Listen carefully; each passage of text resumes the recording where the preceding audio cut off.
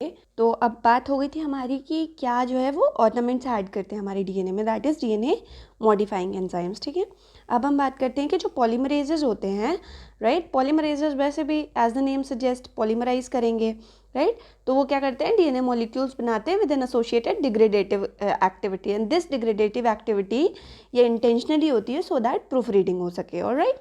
And then comes कि जो हमारे राइबोन्यूक्लियसेस हैं, जो भी हमारे आरएनए कंटामिनेशन, ही देखिए कंटामिनेशन बहुत ही सब्जेक्टिव वर्ड है, प्लीज़ कीप इन माइंड, मैं हर बार बोलती हूँ। तो अगर डीएनए हमें प्योर चाहिए तो ये आरएनए हो चाहे प्रोटीन हो, right, they all will be considered as what, contaminations. ठीक है, तो ये जो राइबोन्यूक्लियसेस हैं ये सारे यूज़ किस लिए होते हैं, हमारे आरएनए को रिमूव करने के लिए फ्रॉम द डीएनए प्रिपरेशंस, और वो एग्जाम्पल किसका है, ऑफ पॉलीमरेज ग्रुप, राइट। अब आते हैं हम हमारी फर्स्ट कैटेगरी पे, दैट इज न्यूक्लियस। अब न्यूक्लियस क्या करते हैं, they break the phosphodiester bond जो कि एक दूसरे न्यूक्लियोटाइड्स के बीच में बनते हैं। whenever multiple nucleotide they are converted into polynucleotide structure, then the bonds which are formed in between them are pd bond, that is phosphodiester bond. this I am saying कि अगर कोई छोटा बच्चा पढ़ रहा होगा, say for example बीएससी का, even बच्चों को बीएससी में भी ये बात पता होती है, बट स्टिल कोई बात नहीं, अगर नहीं पता है तो phosphodiester bond are the bonds which are form between the nucleotides. अब इस बॉन्ड को ब्रेक करने के लिए हमारे पास कौन से एंजाइम होते हैं, न्यूक्लियसेस। बच्चा हमेशा एजेस वर्ड जो है जिसके भी पीछे लगता है, राइट, जिसका भी सफिक्स होता है, that is used for what, enzyme. Enzyme अगर आपको गेस मारना हो तो एज वर्ड लगा होगा तो that will be used for enzyme. अब आता है एक्सोन्यूक्लियस क्या होते हैं और एंडोन्यूक्लियस क्या होते हैं भाई। एक्सो एज द नेम सजेस्ट, बाहर की नाम क्या बोल रहा है कि बाहर काम करेगा भाई। तो ये एक्सो जो है ये क्या करता है, इट रिमूव्स वन न्यूक्लियोटाइड, यानी कि nucleotide one at a time from the ends of the DNA molecule. ये हमारा डीएनए मॉलिक्यूल है, राइट। तो इस डीएनए मॉलिक्यूल से एक एक जो है ये न्यूक्लियोटाइड को रिमूव करता रहेगा one at a time. This will be called as what, exonuclease. तो आप ऐसे समझो कि एक्सोन्यूक्लियस ना बहुत सिस्टमैटिक और डिसिप्लिन्ड है। अब आते हैं हमारे एंडोन्यूक्लियस। एंडोन्यूक्लियस क्या है, they are able to break the internal phosphodiester bonds. अब ये असल में ये करते तो इंटरनल ब्रेकेज है, बट यही हमारे लिए बहुत ज़्यादा काम के होते हैं, क्योंकि बाहर से कट करने के लिए तो एंड्स फ्री होते हैं। तो हम कह सकते हैं that is a natural property. हो सकता है कि कोई एंजाइम इवॉल्व हो गया हो, लेकिन जब हमें डीएनए को किसी स्पेसिफिक साइट पे कट करना हो तब तो we'll look for an enzyme जिसके पास ऐसी कैपेसिटी हो कि वो इंटरनली जाके कर सके। तो वो क्या है, हमारा एंडोन्यूक्लियस है, ऑलराइट। अब आता है the main distinction between different exonucleases lies in the number of strands that are degraded when a DS molecule is attacked. जब भी कोई डबल स्ट्रैंड मॉलिक्यूल अटैक होता है ना, तो हमारे जो एक्सोन्यूक्लियसेस हैं उनका जो हमने डिस्टिंक्शन किया है या जो क्लासिफिकेशन किया है, दैट इज बेस्ड अपॉन कि कितने स्ट्रैंड उनने डिग्रेड किए हैं, लाइक 1 किया है या 2 किया है, बोथ ऑफ देम टुगेदर किया है, या पहले 1 किया है देन द अदर 1 किया है, राइट। अब आते हैं कुछ एग्जाम्पल पे। द एंजाइम कॉल्ड BAL31 जिसको कि प्योरीफाइड किया है एल्टेरोमोनास एस्पेजियाना, ऐसे लगता है जुबान साफ हो जाती है। तो Alteromonas espejiana is an example of BAL31 जो इससे निकाला है, that's an example of nuclease जो कि दोनों स्ट्रैंड से हमारे न्यूक्लियोटाइड्स को रिमूव करता है, ऑलराइट। जितनी देर, देखिए दिस इज द प्रॉब्लम, जब भी आप रेस्ट्रिक्शन जो भी रिएक्शन लगाते हैं ना लेबोरेटरी में, that is called as what, उसको बोलते हैं आप डाइजेशन प्रोसेस। आप कॉमनली बोलोगे डाइजेशन प्रोसेस लगा हुआ है आपका। तो वो जो डाइजेशन प्रोसेस होता है उसमें time is a crucial factor. जो टाइम है ना, जितनी देर आप अपना एंजाइम डाल के छोड़ते हो, that is a very crucial factor, right. तो वही लाइन यहाँ पे एग्जाम्प्लीफाई कर रहे हैं, क्या बोल रहे हैं कि जितनी देर आप BAL31 को अलाउ करोगे उतनी ही ज़्यादा छोटे छोटे फ्रैगमेंट्स कर देगा भाई। क्या पता हमें उतने छोटे फ्रैगमेंट्स नहीं चाहिए थे, या इन दी हाइंडसाइट हो सकता है हमें उतने छोटे फ्रैगमेंट्स चाहिए थे। तो टाइम बहुत ही क्रूशियल फैक्टर है डाइजेशन में। इन कॉन्ट्रास्ट, जैसे कि हमारे ई कोलाई में एक्सोन्यूक्लियस 3 जो होता है सिर्फ एक ही स्ट्रैंड को डिग्रेड करता है, राइट, और सिंगल स्ट्रैंड को लीव कर देता है, ऐसे ही स्ट्रैंड को छोड़ देगा। चल गया कि BAL31 और इकोलाई के एक्सोन्यूक्लियस 3 में क्या डिफरेंस है, ऑलराइट। अब आता है कि जो S1 एंडोन्यूक्लियस है, जैसे कि हम फंगस एस्परजिलस ओराइजा से निकालते हैं उसे, वो सिर्फ सिंगल स्ट्रैंड लीव करता है, राइट। वो क्या करता है, सिर्फ सिंगल स्ट्रैंड। अब अच्छा S ही है नाम भाई उसका, तो it's very easy to memorise कि S1 एंडोन्यूक्लियस है तो सिंगल स्ट्रैंड क्लीवेज करेगा। वेर एज जो DNase1 होता है which is prepared from cow pancreas, it cuts both single and double stranded molecule. अच्छा DNase1 कहीं ना कहीं DNA one is having an advantage, right. आप सिंगल स्ट्रैंड क्लीवेज में भी उसी को प्रेफर कर रहे हो, डबल स्ट्रैंड में भी उसी को प्रेफर कर रहे हो। Why? Because it is having both the characteristic. अब DNA वन का मेन वो क्या है कि क्या इसको डिफरेंट बनाता है, that is it is non specific.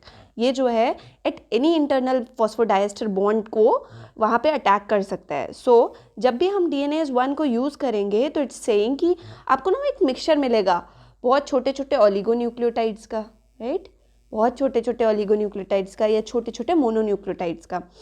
क्यों? क्योंकि हमारा DNA वन जो है it is non specific, right. आप ये नहीं कह सकते कि it is having some memory कि बाबा यहीं पे अटैक करना है। No, DNA one is non specific and whenever you'll use it you'll get a mixture of what mononucleotide and very short oligonucleotide.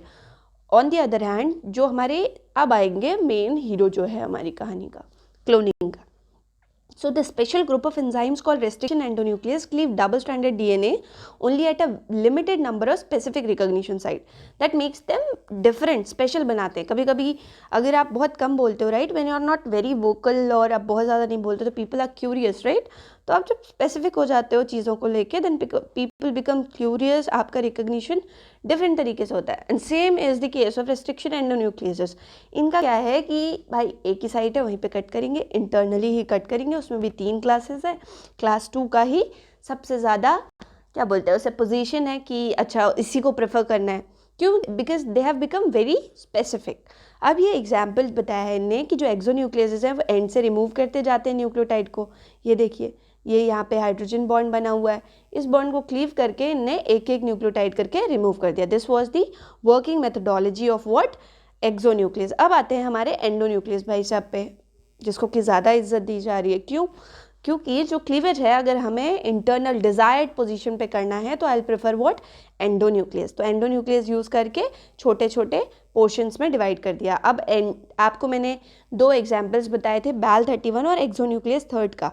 तो बैल 31 का बताया हुआ था कि it cleaves both the strands, वो बोल रहा था तो इसने क्लीव कर दिया, ऑलराइट। एक्सोन्यूक्लियस 3 क्या था, सिंगल स्ट्रैंड डबल स्ट्रैंड के सिंगल स्ट्रैंड पे अटैक कर सकता है।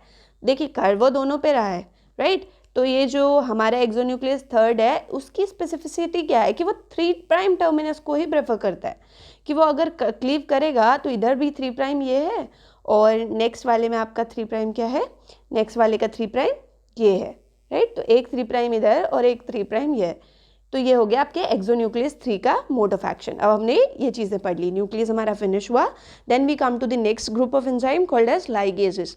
अब लाइगेज भाई साहब क्यों थे असल में, ये तो हमने एक्सप्लॉइट किया कि अच्छा 2 DNA को दे आर। अच्छा आपसे कोई भी अगर पूछता था बचपन में, like in 11th 12th whenever somebody used to ask कि what are ligases, you could have said molecular scissors, right? They are molecular scissors, but why these molecular scissors were available in the first place? क्यों थे ये cell के अंदर, क्यों exist करते थे?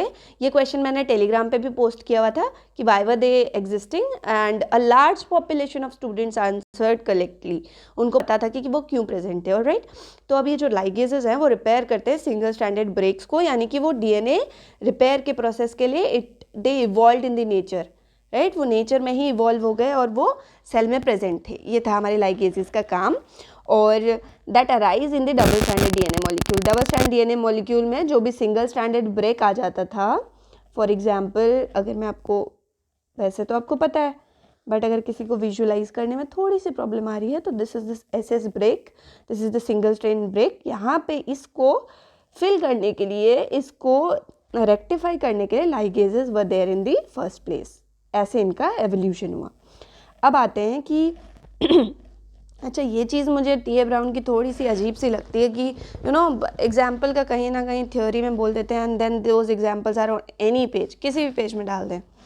सही है भाई, चलो। तो हमने S1 न्यूक्लियस पढ़ा था, तो S मैंने बताया था they are used for cutting the single strand, ठीक है, कंफ्यूज नहीं होना, बस लाइगेजेस के बीच में न्यूक्लियसेस का डायग्राम बता रही हूँ, राइट। तो अब जो हमारा ये DNA 1 है, DNA 1 की कटिंग कैरेक्टरिस्टिक मैंने बताई थी कि दोनों को काटता है, इसीलिए इट इज़ मोर इम्पॉर्टेंट, मतलब S1 से थोड़ा ज़्यादा हो गया क्योंकि non specific in action as well as दोनों स्ट्रैंड्स को कट कर सकते हैं। तो यूबिक्विटस है काइंड ऑफ कि आप अपनी चॉइस में इसको बहुत बार सिलेक्ट कर सकते हो ओवर S1, क्योंकि S1 का भी काम करा है, that is it is able to cleave single stranded DNA as well as double stranded DNA। ठीक है, इसका प्रॉब्लम क्या है, it is non specific in nature. अच्छा, इसकी प्रॉब्लम को रेक्टिफाई करने के लिए एंडोन्यूक्लियसेस है।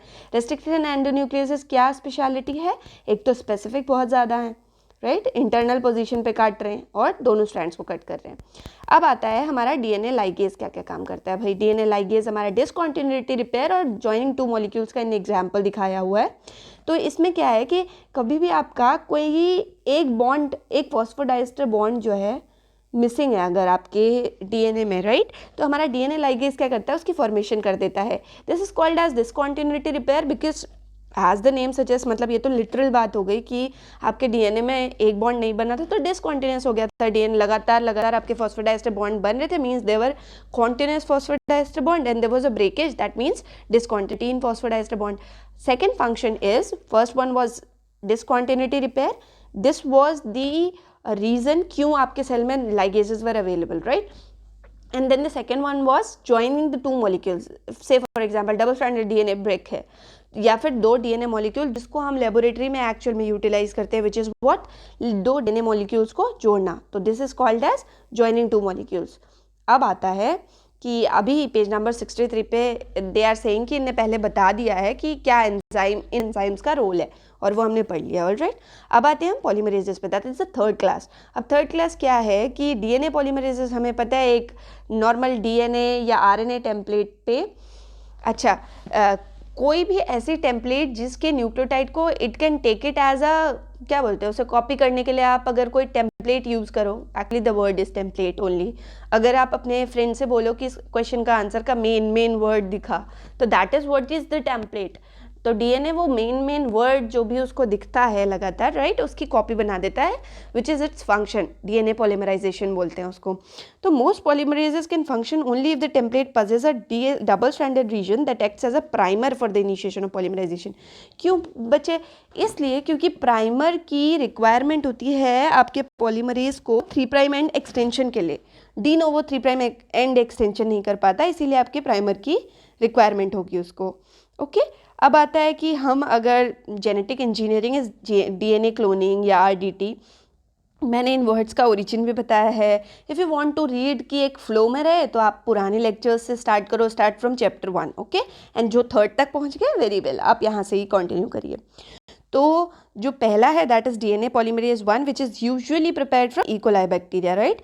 ये क्या करता है, एक छोटे से सिंगल स्टैंडर्ड रीजन को, इफ सी यहाँ पे आपको निक का डेफिनेशन दिया है, if somebody ask what is nick actually, तो आप बोलोगे कि Nick Jonas is husband of Priyanka Chopra, very good. तो जोक्स अपार्ट, तो आप बोलोगे कि जो आपका निक होता है that is a short single standard region, okay. क्या बोलोगे आप, आपका निक क्या होता है, वो होता है एक शॉर्ट सिंगल स्टैंडर्ड रीजन को निक बोलते हैं। निक के बाद आते हैं हम प्रियंका चोपड़ा पे, राइट। निक के बाद जो हमारा DNA पॉलीमरेज 1 है वो कि दोनों काम कर सकते हैं, मतलब कि इस निक को चेक करना कि अच्छा okay nick was developed here, उसको ये भी पता चल रहा है, एज वेल एज उस निक को रिपेयर करना, that means it contains both the activities, exonuclease as well as polymerase activities, alright. तो अब हमारा DNA polymerase 1 is an example of what, enzyme with dual function, right. अब इसकी डुअल एक्टिविटी में से one of the activity which is called as, जो आपकी ये एक्सोन्यूक्लियस एक्टिविटी है, न्यूक्लियस एक्टिविटी है, that is contain in first 323 amino acid.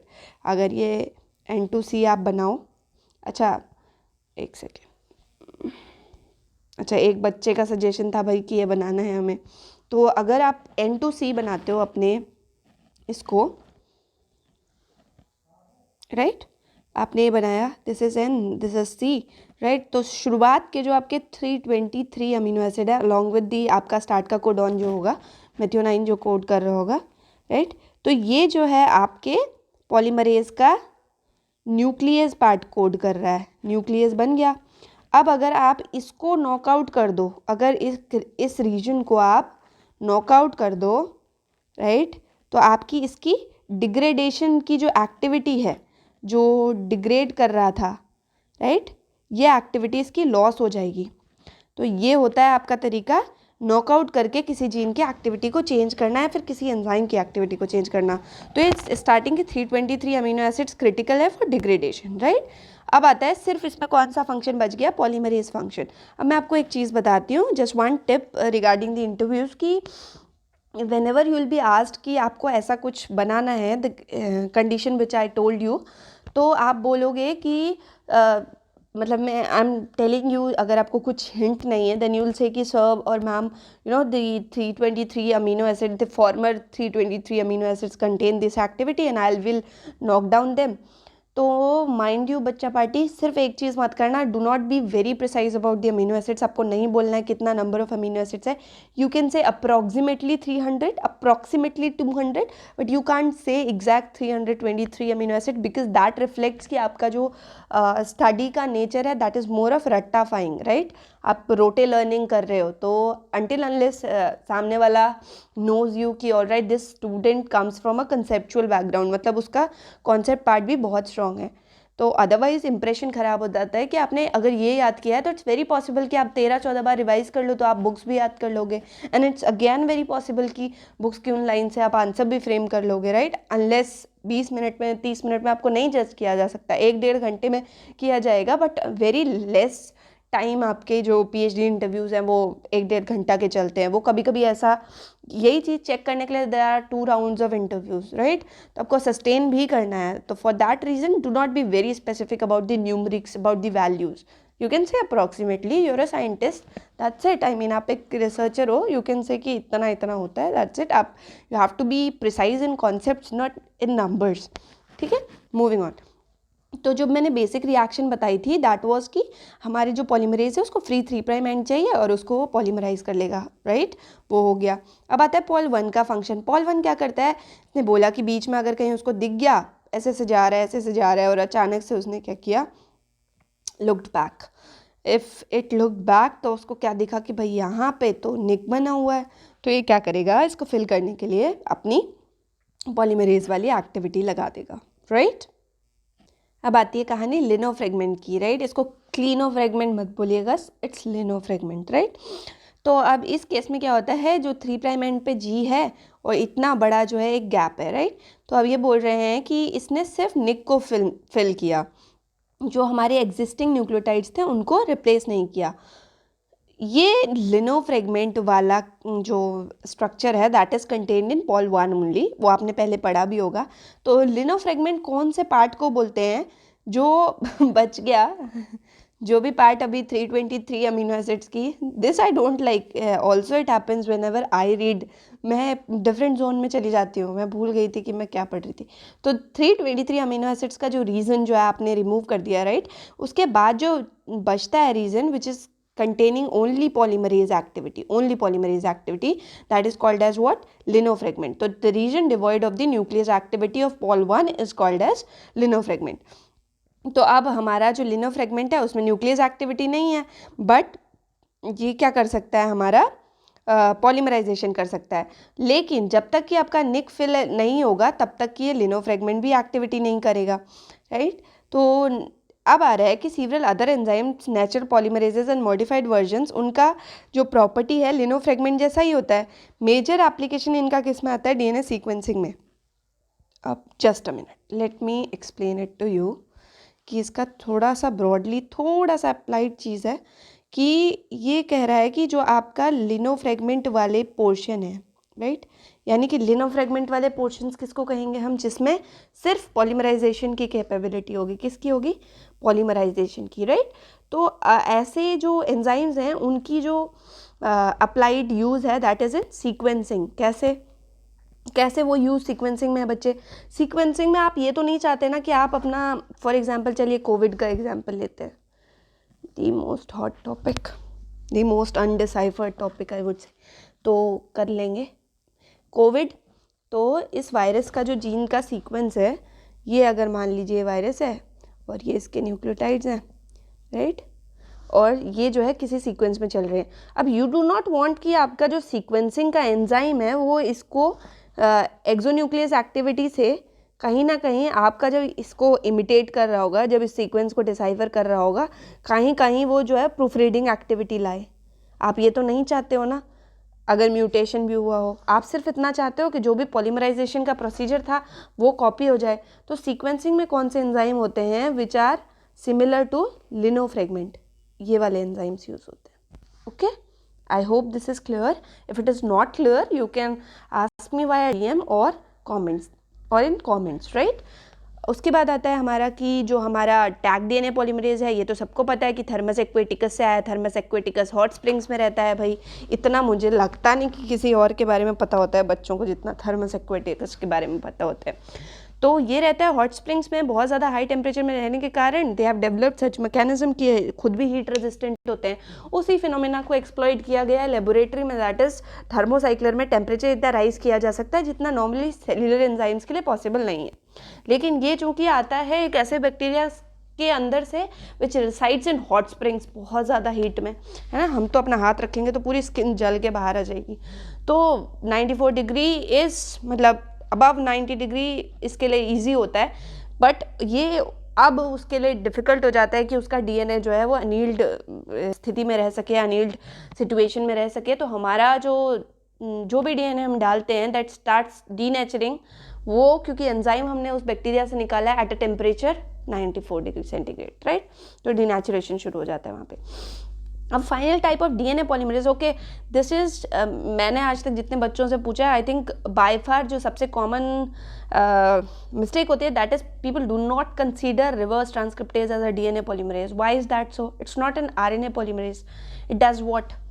it makes DNA, whatever makes DNA is called as DNA polymerase. जो भी carries out, जो भी enzyme carries out DNA polymerization is must be considered as DNA polymerase. तो reverse transcriptase क्या करता है? RNA से DNA बनाता है, right? तो अब इसको भी तो हम DNA polymerase ही बोलते हैं ना। तो it's an enzyme which is involved in the replication of several kind of viruses. It's unique in that it uses as a template not DNA but RNA, right? We all know that. और जो भी ये बनाता है, right, उसको बोलते हैं हम cDNA, और वहीं से उस टेक्निक का ओरिजिन हो गया जिसको कि हम क्या बोलते हैं, cDNA क्लोनिंग।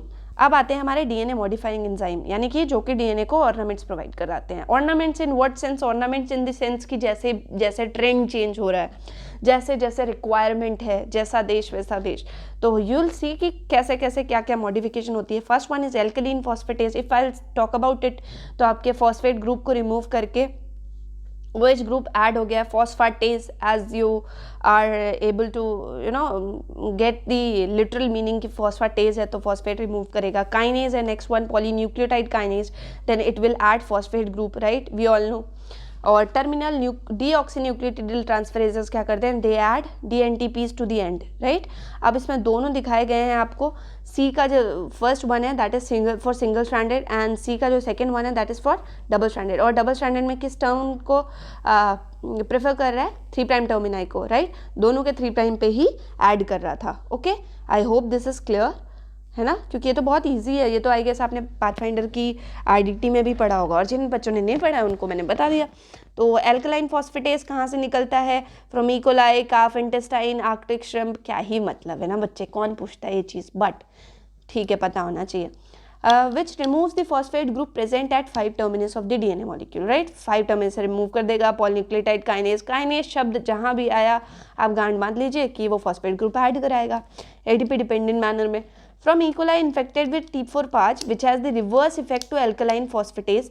Alkaline phosphatase का दुश्मन हम दोनों हैं अलग अलग, दिस काइंड ऑफ फीलिंग, ठीक है। तो एल्कलाइन फॉस्फेटेज, आई नो मेरे सुर अच्छे थे, अब आप पढ़ाई पे फोकस करो। तो पॉलीन्यूक्लियोटाइड काइनेज और एल्कलाइन फॉस्फेटेज दोनों रिवर्स हैं एक दूसरे के, क्योंकि एक फॉस्फेट ग्रुप को रिमूव करता है and the other is adding phosphate group to the same position. जैसे भाई बहन में नहीं होता बचपन में कि आपने कुछ किया and the other person does the same opposite, तो आप एल्कलाइन फॉस्फेटेज और काइनेज को ऐसे ही याद रखोगे। देन कम्स, ये ऐसे किसी बच्चे के लिए नहीं है, one who is in masters or one who has done his or her masters, ठीक है। आपको तो सब लिटरली पता चल गया है, ये उन बच्चों के लिए जो और छोटे हैं। अब आता है terminal deoxynucleotidyl transferase for calf thymus tissue. क्यों? क्योंकि आपने इसको इम्यूनोलॉजी में बहुत ज़्यादा पढ़ा है, और थाइमस इज एन ऑर्गन जो आप इम्यूनोलॉजी का प्रिवेलेंट ऑर्गन है, राइट। बहुत सारे इंपॉर्टेंट प्रोसेसेस में इंपॉर्टेंट प्रोसेसेस में रोल प्ले करता है, T सेल्स का मैच्योरेशन, उसके बाद आता है कि ये करता क्या है, तो डीऑक्सीन्यूक्लियोटाइड ट्रांसफरेज वही करता है जो नाम बता रहा है, 3' टर्मिनस ऑफ डीएनए मॉलिक्यूल पे डीएनटीपीज ऐड कर देता है। Enzyme for cutting DNA restriction endonucleases, इनको तो ऐसे सस्पेंस काइंड ऑफ थिंग में प्रेजेंट किया जाता है। हाँ, तो रेस्ट्रिक्शन एंडोन्यूक्लियस की जो कहानी है वो कहाँ से शुरू होती है आपको पता है? जब भी फाज पहले इन्फेक्ट करता है आपके बैक्टीरिया को, बैक्टीरिया में जो है उससे बचने के लिए कोई डिफेंस सिस्टम होता है या नहीं होता है, राइट? उसी का एक्सटेंशन एक टेक्निक में आ गया। अगर ये क्वेश्चंस आते हैं तो आई थिंक आपको थोड़ा थोड़ा समझ आता है कि पाथवे क्या है रेस्ट्रिक्शन एंजाइम्स का। ठीक है, तो हम यहाँ से पढ़ते हैं, ये क्वेश्चंस का आंसर आप खुद करो पहले, फिर हम आगे तो देख ही लेंगे। Each vector molecule must be cleaved at a single position, ऐसे कि डीएनए कैन बी इंसर्टेड, मतलब ऐसे कट करो वेक्टर को कि उसके बीच में डीएनए ऐड कर सको। अगर एक से ज़्यादा बार में आप काट दोगे तो आपका क्लोनिंग वेक्टर यूज़ का नहीं रह जाएगा, पर आप ये सब करोगे ज़रूर लाइब्रेरी लैब में जाके, क्योंकि वही तो आपका हक है। तो सबसे पहले जो है आपने एक सिंगल क्लीवेज किया तो ये ऐसे बन गया, राइट? तो दे आर सेइंग कि अगर आपने 2 कट लगा दिए इधर से और इधर से, और आपका वेक्टर मॉलिक्यूल बचेगा कितना उसके बाद? इतना, और आपका यही रीजन था जहाँ पे आपको इंसर्ट करना था, आपने तो वो रिमूव कर दिया, तो आपका vector will be of no use. अब ज़्यादा स्पेशल काइंड ऑफ पोजीशन इसलिए भी है क्योंकि जो आप क्लोनिंग करते हो ना, तो उसमें आपको एक स्पेसिफिक पोजीशन पे ही कट किया ज़रूरी होता है। यू रिक्वायर कि आपकी मजबूरी होती है कि आपकी एक पोजीशन पे कट हो, राइट, जहाँ पे आपके एंजाइम्स की साइट प्रेजेंट हो। तो अब रैंडम क्लीवेज सेटिस्फैक्ट्री नहीं है, तो उसके लिए दिस इज़ वेरी इंपॉर्टेंट कि special type of nucleases use करें। अब आते हैं हम इधर, इसमें कुछ इंपॉर्टेंट चीज़ नहीं है, इसमें ये बोल रहे हैं कि हाँ, अगर कितना, मान लीजिए आपको कोई डीएनए है, उसको क्लोन करने के लिए आपको क्लीव करना ज़रूर रहेगा। क्यों? क्योंकि फर्स्ट है कि आपको हो सकता है 80 kb के जीन में से सिर्फ 2 to 3 kb का पार्ट ही कॉपी करना है, तो उसके लिए बहुत इंपॉर्टेंट है ना कि आप उसको कट करें। इतने डीएनए मॉलिक्यूल को आप सीधे तो नहीं कर सकते कि कॉपी कर दें, मतलब पेस्ट कर दें, एक्चुअली उसको वहाँ से कट करके कहीं और पेस्ट कर दें, वो तो नहीं पॉसिबल है। तो इट्स वेरी इंपॉर्टेंट कि आप उतना ही रिक्वायर्ड रीजन लें। तो रिक्वायर्ड रीजन लेने के लिए इट्स वेरी इंपॉर्टेंट कि आप काटो। अब कैंची लेके तो हम काट नहीं सकते, है ना, और डीएनएजेस इतने प्रिवेलेंट है, ऐसे भी आप नहीं डाल सकते। तो आप एक रिएक्शन परफॉर्म करते हैं which is catalysed by your enzymes called as restriction endonucleases. अब most cloning vectors exhibit a preference for DNA fragment that fall into particular size. अब ये तो मैंने आपको पहले भी बता दिया है, आप मुझे मत बोलना कि ऐसे पहले नहीं बताया। आप पहले का सेकंड चैप्टर का लेक्चर देखना, क्योंकि बहुत सारे जो प्लाज्मिड बेस्ड वेक्टर होते हैं, आप फॉर एग्जांपल आप very inefficient at cloning molecule more than 8 kb। 8 kb उनकी लिमिट है, 8 kb में उनका पेट भर जाता है, राइट। उससे ज़्यादा में इनएफिशिएंट होते हैं, मतलब बहुत अच्छी क्लोनिंग नहीं होगी आपकी, या होगी ही नहीं। अब ये थोड़ा फैक्चुअल इन्फॉर्मेशन है जो कि मास्टर्स का कोई अगर एग्जाम दे रहे हो आप लोग, तो आपको वो पता होना चाहिए कि जो आपकी एंजाइम्स हैं, see restriction enzymes are very important, क्योंकि उनके बिना I don't think we could have ever imagine कि जेनेटिक इंजीनियरिंग फ्लरिश कर जाता।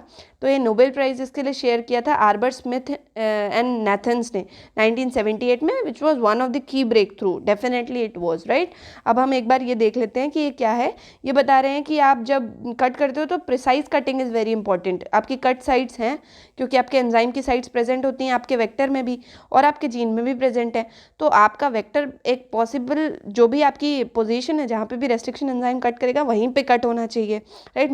Must be cut once is important. मैंने बता दिया कि 2 बार काटोगे तो क्या होगा, each at the same position. अगर आपके वेक्टर है तो हर वेक्टर जो है सेम पोजीशन पे कटना चाहिए। अच्छा, जितना आपने अमाउंट लिया हुआ है, राइट, आप 2 माइक्रोलीटर लेते हो, 1 माइक्रोलीटर लेते हो, see researchers will be able to जो भी रिसर्चर यहाँ पे सुन रहे हैं या प्रोजेक्ट ट्रेनिंग सुन रहे हैं या पीएचडी स्टूडेंट सुन रहे हैं, बीआरसी के लिए भी अगर आप टारगेट कर रहे हो तो द थिंग इज़ कि आप अगर वेक्टर का 2 माइक्रोलीटर लेते हो या 1 माइक्रोलीटर लेते हो, तो दैट डजंट मीन कि आप में उसमें एक ही वेक्टर मॉलिक्यूल प्रेजेंट है, राइट। उसमें तो मल्टीपल वेक्टर मॉलिक्यूल प्रेजेंट है। तो आपका रेस्ट्रिक्शन एंडोन्यूक्लियस की एक यूनिक साइट होनी चाहिए।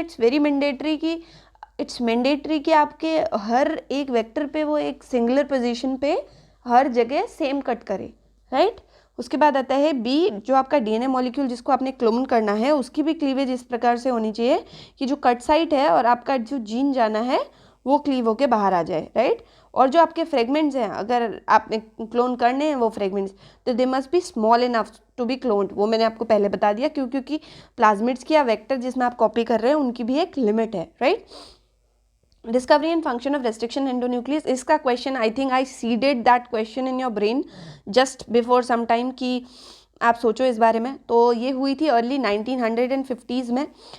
मतलब इनिशियल ऑब्जर्वेशन देखिए कब नोबेल प्राइज़ मिला है, आई वॉज चेकिंग दैट 78 में मिला है। और 50s में हमें बहुत अच्छी ग्रोथ होती है, बहुत अच्छी ग्रोथ होती है when you are working on a pure field. हाँ, तो अब अर्ली 50s में आपने जो है इनिशियली ऑब्जर्व किया कि अच्छा ऐसा कुछ होता है। कैसे पता चला कि कुछ बैक्टीरियल स्ट्रेन्स थे जिनको फाज का इन्फेक्शन होता ही नहीं था। भाई हम में से जैसे कुछ बच्चे रेजिस्टेंट होते हैं and we talk about the immune system, then analogous to it just talk about the immune system of bacteria. Say for example there are 1000 bacterias and imagine in your brain कोई भी आप अपना cartoon character favourite ले लो, Shinchan ही मान लो सारे bacterias को। There are some of the शिनचैन जिनको कभी बीमारी नहीं हो रही है एंड सम ऑफ देम जो मोस्ट ऑफ देम जो मोस्टली बीमार पड़ जा रहे हैं, राइट। और उनको बीमार करने के लिए क्या आ रहा है, बैक्टीरियोफाज आ रहा है। अब यहाँ पे भी आप कुछ इमेजिन कर लो, राइट। तो अब जब ऐसा होता है कि आपका फाज इन्फेक्शन होता है and some of bacterias are immune, तो ऐसे सोचने लगे कि कुछ तो है, you know, host is having something, it was called as host controlled restriction, that host is having something that is restricting the infection caused by the bacteriophage. अब जो हमारा होस्ट है वो बचा हुआ है, लेकिन जो हमारा फाज है, फाज की तो हालत ख़राब कर देता है होस्ट जैसे ही फाज आता है, क्योंकि उसको तो अटैक करके मारना ही पड़ेगा ना, सच दैट कि वो कुछ कर ना सके। ऑल्दो वायरस मरा ही होता है बट उसके इन्फेक्टिव एजेंट को, सेलुलर स्ट्रक्चर है जो भी डीएनए उसका, उसको तो क्लीव करना पड़ेगा। अब अच्छा जब क्लीव करते हैं तो बैक्टीरियम का खुद का डीएनए क्यों नहीं क्लीव हो जाता? क्यों? क्योंकि जो बैक्टीरिया है उसमें कुछ मॉडिफिकेशंस होते हैं, दीज आर कॉल्ड एज मिथाइलेशंस। ये आपने पढ़े होंगे कि बैक्टीरिया खुद में मिथाइलेशन कर लेता है और फाज जैसे ही आता है फाज को क्लीव कर देता है। क्यों? क्योंकि कुछ एंजाइम्स होते हैं इसमें, those enzymes were a hint to restriction enzymes. और यहाँ से बच्चे नाम आ गया restriction enzyme. Restrict those who restrict the entry of bacteriophages into bacteria. One of my friend, she works in NBRI and she was asked in her PhD interview that, you know, what do you understand by CRISPR? And she was, you know, intelligent enough and smart enough to trace back them to 1950s की sir यहाँ से bacteriophage और bacteria का infection की कहानी थी।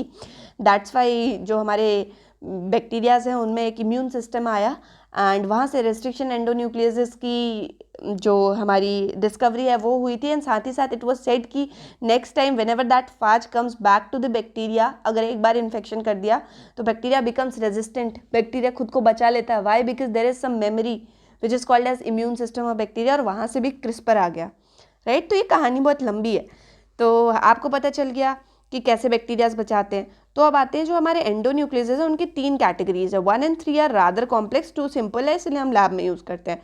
ये याद करने का तरीका है, 2 स्पेसिफिक है इसलिए हम लैब में यूज़ करते हैं, राइट। देखिए अब रेस्ट्रिक्शन ऑफ फाज डीएनए, फाज आता है भाई साहब अपना डीएनए इंजेक्ट कर रहे हैं बहुत स्टाइल में, राइट। अब हमारे यहाँ पे बैक्टीरिया में रेस्ट्रिक्शन एंडोन्यूक्लियस प्रेजेंट थे, ये हैं आपके रेस्ट्रिक्शन एंडोन्यूक्लियस जो गोले गोले हैं। और बिफोर एंड आफ्टर फोटो देखिए आप, this is before and this is after, right. तो ये आफ्टर में इनने क्लीव कर दिया उसके डीएनए को, इनएक्टिवेट हो गया। अब वो बैक्टीरियाज जहाँ पे बैक्टीरियल डीएनए खुद का डीएनए कैसे बच जाता है, क्योंकि देखिए रेस्ट्रिक्शन एंजाइम चाहे एंजाइम अपने ही सिस्टम का हो, बट एंजाइम का काम तो है रिएक्शन कैटेलाइज करना। बट ये एंजाइम आके अपने बैक्टीरिया के डीएनए को भी तो क्लीव कर सकते हैं, but why they don't? Because वहाँ पे एक चीज़ होती है जो कि बचा लेती है मिथाइल ग्रुप्स। तो methyl groups are present over the DNA. जैसे बचपन में हम छुप जाते थे किसी के पीछे, वैसे ही आपके डीएनए के ऊपर जो है पूरा मिथाइल ग्रुप फैला हुआ है, सच दैट कि रेस्ट्रिक्शन एंडोन्यूक्लियस पहचान ही नहीं पाते उनको। अब आते हैं जो हमारे टाइप 2 हैं, they are so important in gene cloning कि हम डे टू डे लाइफ में लैब्स में रेस्ट्रिक्शन एंडोन्यूक्लियस पार्ट 2 को ही यूज़ करते हैं, ओके। यानी कि टाइप 2 जो हैं इनके स्पेसिफिक साइट्स होती हैं, उन्हीं पे कट करते हैं। जैसे PBU1 की एक हेक्सान्यूक्लियोटाइड की साइट है, राइट। और जो PVU2 है उसकी भी एक हेक्सान्यूक्लियोटाइड की साइट है, ये आप लैब्स में यूज़ करोगे। अब कुछ आपके जो एंडोन्यूक्लियसेस हैं वो मोस्टली जो है वो हेक्सान्यूक्लियोटाइड साइट्स को प्रेफर करते हैं, but 4, 5, 8 even longer nucleotide sequences की भी साइट्स होती हैं। अब 6 की ही क्यों प्रेफर करते हैं उसका भी रीज़न आपको आगे मिल जाएगा। अब आता है हमारा कि जो SO3A है, एग्जाम्पल दे रहे हैं 4 वाली, यानी कि 4 की साइट को जो रिकॉग्नाइज करते हैं, तो SO3A वो कट करता है GATC पे, और ALU1 आर्थोबैक्टर ल्यूटियस 1 से निकला हुआ ALU1 एक एलिमेंट भी है ना, कौन सा, ट्रांसपोजॉन्स में पढ़ा होगा आपने। तो ये दोनों जो है 4 न्यूक्लियोटाइड की साइट को रिकॉग्नाइज करते हैं। उसके बाद आता है हमारा कुछ ऐसे रेस्ट्रिक्शन एंडोन्यूक्लियस होते हैं जो कि DNA को ऐसी जगह पे कट करते हैं at any one of the family of related site. उनके पास बहुत सारी साइट्स होंगी जो कि एक दूसरे से रिलेटेड होंगी, और ये महाराज जो है किसी को भी कट कर सकते हैं। से फॉर एग्जांपल इसको इसको इसको इसको इसको कुछ भी दिख जाए इसको ये कट कर देंगे। They are called as what, endonucleases with degenerate recognition sequence.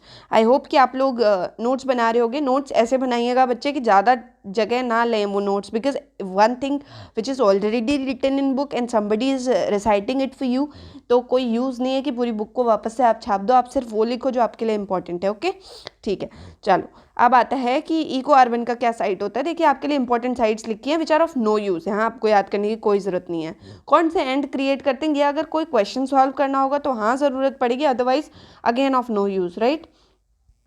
देखो इको R1 कैसे याद करते हैं ना, इको R1 अगर आपको याद करना है तो सीता जी, राइट। तो आप 3' to 5' याद कर लो, सीता जी। तो that is the recognition sequence of Eco R1। कभी कभी ऐसे ही दे देते हैं ना क्वेश्चन में। एंड्स में क्या डिफरेंस होता है, तो जो आपके ब्लंट एंड्स होते हैं वो सिमेट्रिक क्लेव होते हैं, जो आपके स्टैगर्ड एंड्स होते हैं वो कुछ ओवरहैंग्स रखते हैं, राइट। अपनी दोनों साइड्स में कुछ ओवरहैंग्स रखेंगे, वो आगे आपके स्टैगर्ड एंड्स। और ब्लंट एंड्स को ही आप फ्लश एंड्स भी बोलते हैं। और जो आपका PVU2 और ALU1 है ना, ये दोनों ब्लंट एंड कटर्स हैं। स्टैगर्ड क्लीवेज आपको पता चल गया। अब आता है कि जो आपका स्टिकी एंड एंजाइम कट होता है, राइट। तो ये जो स्टिकी एंड कट होता है, यहाँ पे जो रेस्ट्रिक्शन एंडोन्यूक्लियसेस होते हैं जो कि डिफरेंट रिकॉग्निशन सीक्वेंस के हैं, वो भी सेम स्टिकी एंड बना सकते हैं। कैसे, अगर वो क्लीव कर रहे हैं किसी साइट को, राइट, क्लीव कर रहे हैं, क्लीव करने के बाद जो सीक्वेंस बच रहा है अगर वो सिमिलर है, बट उन जो एंजाइम जिनने क्लीव किया उनका रिकॉग्निशन जो सीक्वेंस है दैट इज़ डिफरेंट। इसका रिकॉग्निशन सीक्वेंस ये है और इसका रिकॉग्निशन सीक्वेंस ये है।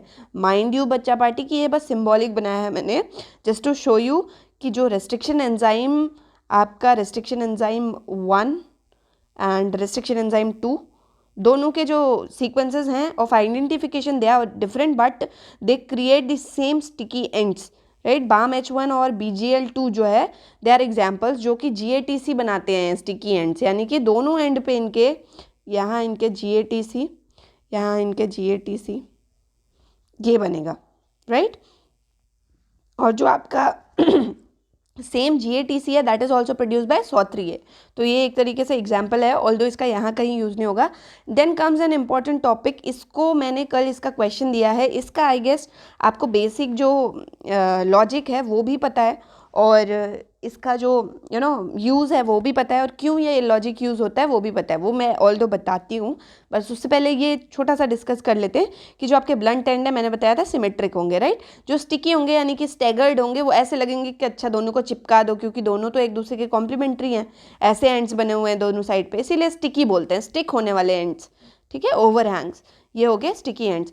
अब जो 3 एंजाइम मैंने बताए थे, BAM-H1, BGL2 और SO3A, ये तीनों क्या करते हैं, आपके सेम स्टिकी एंड्स को बनाते हैं। अब आता है इसका लॉजिक, तो इसका लॉजिक अपन एक ब्लैंक पेज में पढ़ते हैं। तो दैट लॉजिक इज़ कि जो आपका रेस्ट्रिक्शन एंडोन्यूक्लियस की जो सीक्वेंसेस हैं कि से फॉर एग्जांपल हेक्सा न्यूक्लियोटाइड को कट करता है, राइट। तो हेक्सा यानी कि 6 न्यूक्लियोटाइड। अब आप ऐसा कंसीडर कर रहे हो कि आपके DNA जो है, आप क्या कंसीडर कर रहे हो, वॉटसन एंड क्रिक, कैरी मिलिस बता के गए हैं आपको, ठीक है, ठीक है। तो आपके पास 4 जो है नाइट्रोजनस बेसिस होते हैं, राइट। 4 नाइट्रोजनस बेसिस में इट इज़ कंसीडर्ड, जब ये आप हाइपोथेसिस रख रहे थे तो इट इज़ कंसीडर्ड कि that there is an equal proportion of your purines to pyrimidines, 50% purines and 50% pyrimidines है। और इसके बाद ये फॉर्मूला निकाला गया कि जितने भी आपकी न्यूक्लियोटाइड की साइट होगी, उसको आप रखोगे n, और आपके जो नाइट्रोजनस बेसेस हैं वो तो universally they are 4 in number, तो जो आपकी रिकॉग्निशन सीक्वेंस कितनी देर में रिपीट करेगी अपने आप को, दैट कम्स आउट एज 4 की power n, that is the complete formula. यही इसका एसेंस है कि जो आपका 4 की पावर n है उससे आप बताओगे कि once in how many nucleotide your restriction site will be repeated. ठीक है, ये आई गेस बहुत सारे बच्चों को पता था क्योंकि सीधा क्वेश्चन ही दिया था और 89% ने सही किया था उसको। ठीक है, टेलीग्राम पे। और अगर आपने ज्वाइन नहीं किया प्लीज़ गो ज्वाइन। और अभी कुछ इरेगुलरिटी है क्योंकि I am also trying to come in to this time table. ये स्केड्यूल मेरे लिए भी it's as new as it is for you. तो I am trying to integrate all 3 of them, that is Telegram, Instagram and YouTube. देखते हैं कैसे होता है, टाइम के साथ कर लेंगे बिकॉज मेरे पास अपनी पढ़ाई भी बहुत सारी है।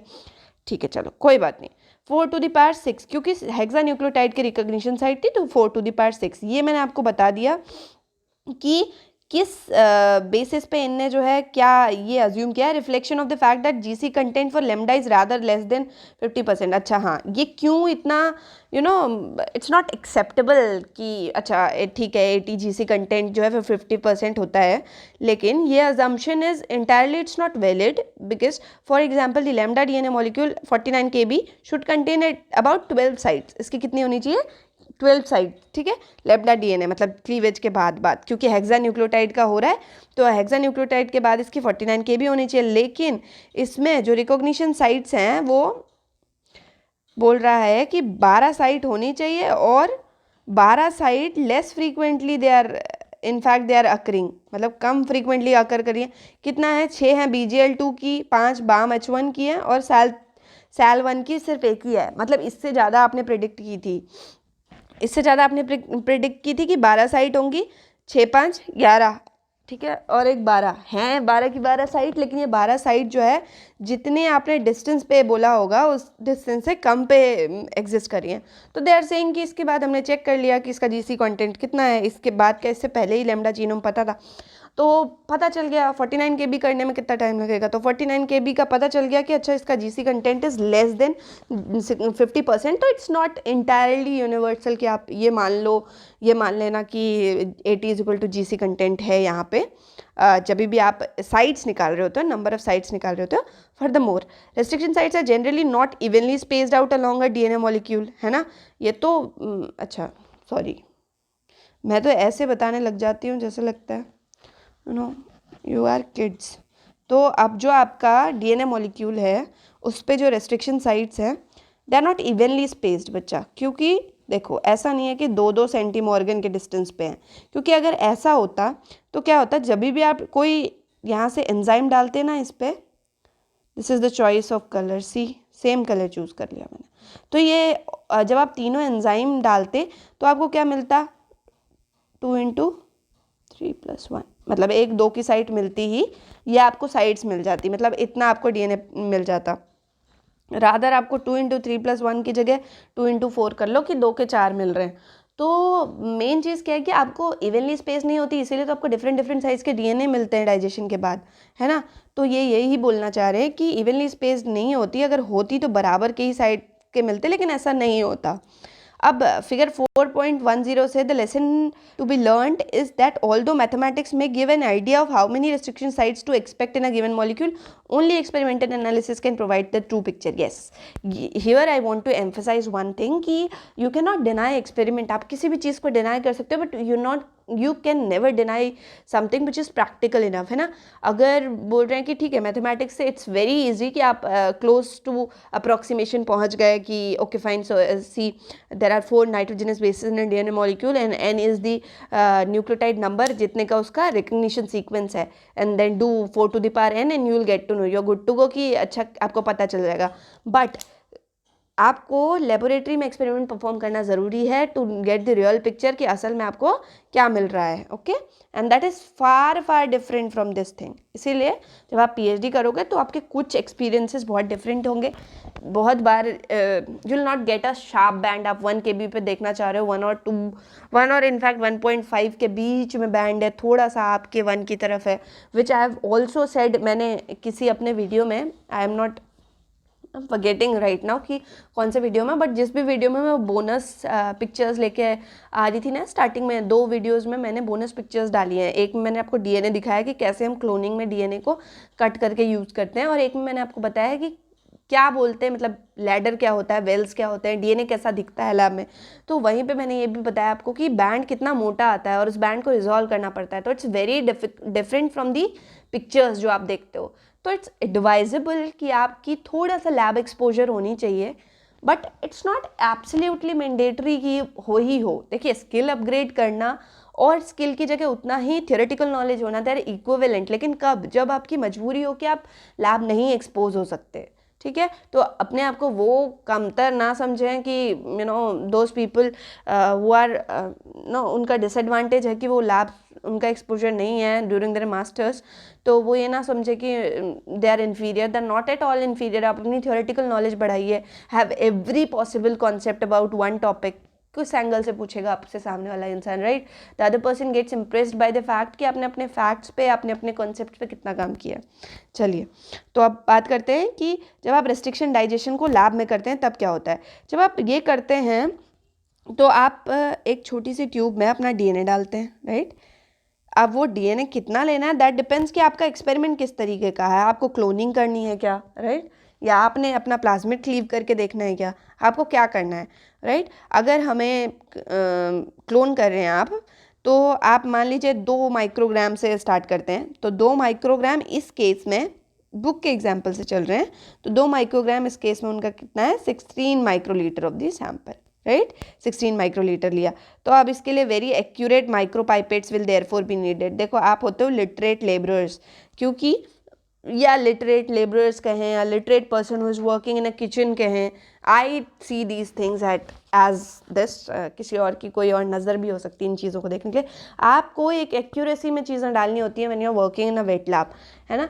तो वो एक्यूरेसी के लिए I think you get your scholarship. उस एक्यूरेसी के लिए you have to work on your hands, उन स्किल्स पे काम करना होता है। तो माइक्रोपाइपेट्स और एब्सोल्यूट कुछ मतलब बहुत ज़्यादा केयर की ज़रूरत होगी। जब आप काम करने लग जाते हो देन योर हैंड्स बिकम, मतलब आप फिर तो आप नींद में भी कर दोगे, जैसा गाड़ी चलाने में होता है, right? Initially you have to learn fine, okay this is the place जिधर से एक्सेलरेट होता है, दिस इज़ द प्लेस जहाँ से ब्रेक मारते हैं। फिर देन कम्स अ स्टेज ना, एक धूम वाली स्टेज आती है आपकी, जब आप कान में लगाते हो ईयरफोन्स, यू हियर समथिंग, बहुत कंसंट्रेशन से आप उसको सुनते हो, और आपके जो हाथ है ना, हाथ और पैर का मूवमेंट आपके गाड़ी पे, that becomes very natural. Similar things happen with your pipettes, ठीक है? आज मुझे ऐसे क्यों लग रहा है मैं कथा ज़्यादा सुना रही हूँ आप लोग को, बिकॉज आई फील कि these things are important, monotonous नहीं होना चाहिए पढ़ाई, ठीक है? चलो, क्लीवेज करते हैं हम डीएनए, लैम्डा डीएनए को। लैम्डा डीएनए काटने के लिए आ जाते हैं। BGL2 के हमने बोल दिया 6 साइड थी भाई, BAM1 की 5 और SAL2 की 2 साइड थी। अगर आप, अच्छा आप ये खुद ही बता दोगे, हमेशा ये याद रखिएगा कि आपके लीनियर डीएनए मॉलिक्यूल में जितनी साइड्स होती है उतना ही क्लीवेज होता है। क्या बोल रही हूँ मैं? लीनियर डीएनए मॉलिक्यूल में, आपका जो लीनियर डीएनए मॉलिक्यूल है, इसमें जितनी साइड्स होंगी, मान लीजिए 4 साइड है, उससे ज़्यादा तो नहीं बन रहा है। इट हैपन्स, जब आप कोई चीज़ याद नहीं करते हो तो ये होता है। चलिए, 4 आपके पास हैं, n is equal to side, cleavage जो है वो 4 साइड्स हैं आपके पास। तो कटेगा कितने मॉलिक्यूल बनेंगे? 3, 4, 5, ठीक है? तो ये n+1 है आपके लीनियर मॉलिक्यूल में, यानी कि जितनी साइड्स होंगी उससे एक ज़्यादा, और जो आपका सर्कुलर मॉलिक्यूल होगा उसमें इक्वल आएंगे। तो अब बात आती है इधर की, कि इधर आपके क्लीवेज कर दिया, BGL2 की 6 साइड थी, तो अब हमारी कैलकुलेशन से कितनी मिलनी चाहिए? 7 ना, 7 ही हैं ये, 7। तो लीनियर में हमेशा होता है n+1। सॉरी अगर मैं ऐसे जब भी याद किया हुआ बोलती हूँ, हर बार फर्स्ट टाइम में गलत होता है, इसलिए इट्स बेटर कि मुझसे बोर्ड पे ही काम कराओ आप। तो n+1 हो जाएगा, जितनी भी आपकी एंजाइम की साइट है +1 आपका क्लीवेज के बाद आएगा, ठीक है?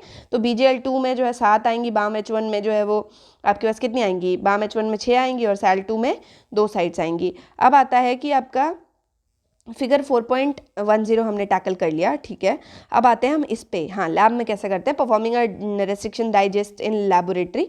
तो ये कर रहे होते तो हमने बोल दिया कि 2 माइक्रोग्राम मेरे को लेमडा डीएनए चाहिए था, तो वो 16 माइक्रोलीटर में आया कैलकुलेशन के बाद, तो मैंने 16 माइक्रोलीटर डाल दिया।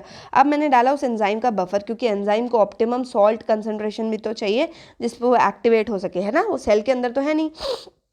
बफर डाल दिया, बफर डाला, बफर डालने के बाद इसमें एंजाइम डाल दिया। अब जब एंजाइम डाला तो एंजाइम की यूनिट्स को मेंटेन करने के लिए वाटर डाला। वाटर एक्ट्स एज बोथ, एक मीडियम का काम भी कर देगा और आपके एंजाइम को भी प्रॉपर कंसंट्रेशन में ला देगा। फिर आप इंक्यूबेट करोगे 37 पे। 37 का कॉन्सेप्ट बच्चे अब अगर किसी को नहीं पता होगा तो आप लोग खाओगे मुझसे डांट, ठीक है, प्यार से डांट।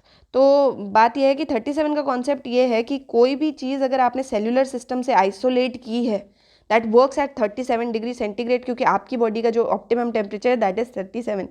तो वो एंजाइम वर्किंग कंडीशन में, सेल्यूलर जो उनका वर्किंग कंडीशन है दैट इज 37। इससे पिछले चैप्टर को एक बार सुन लेना, पिछले चैप्टर में मैंने बताया हुआ है कि हम 37 क्यों प्रेफर करते हैं, ठीक है। अब इंक्यूबेट कर दिया 37 को, 37 पे उसके बाद फिनॉल और ईडीटीए या फिर फिनॉल या फिर ईडीटीए या फिर हीट करो 70 डिग्री सेंटीग्रेड पे 15 मिनट के लिए। तो आपके पास आपका जो डीएनए है, क्यों किया ये चीज़, ये अगर मुझे कोई बता दे, बता तो लोगे ही आप लोग, smart, you are smart kids. हाँ, तो यहाँ पे आप इसलिए करते हो क्योंकि you want your enzyme to be inactivated now, क्योंकि अगर एंजाइम प्रेजेंट ही रहा तो वो क्लीव कर देगा, जितनी साइड्स हैं उसको मैक्सिमली क्लीव कर देगा। इसीलिए अब आपको क्या चाहिए कि आप जो है इसको यहाँ पे फिनॉल एट्टा या फिर हीट ट्रीटमेंट दे दो, okay. That is restriction endonuclease, क्योंकि उसके बिना तो cleavage was not possible, we can't think of it, कौन कट करेगा, है ना, इतना ज़्यादा स्पेसिफिक पोजीशन पे। तो जो बहुत सारे रेस्ट्रिक्शन एंडोन्यूक्लियस होते हैं they require pH 7.5 7.4, but different enzyme very in their requirements for ionic strength. Usually ये जो है NaCl यानी कि नमक से हो जाती है, ऐसे नहीं, मतलब ठीक है वो डिफरेंट काइंड ऑफ होता है, बट दैट इज़ अगेन नमक ओनली, मतलब NaCl ही है। And magnesium ion concentration. अब अच्छा, टाइप 2 रेस्ट्रिक्शन एंजाइम में आप सबने पढ़ा होगा, जो everybody who is preparing for IIT jam और CSIR, उन सबको ये पता होगा कि टाइप 2 रेस्ट्रिक्शन एंजाइम की सिर्फ एक वीकनेस है, दैट इज मैग्नीशियम आयन हटा दो नहीं काम कर पाएंगे। ATP इंडिपेंडेंट होते हैं, मैग्नीशियम आयन डिपेंडेंट होते हैं, तो magnesium ion they absolutely require it.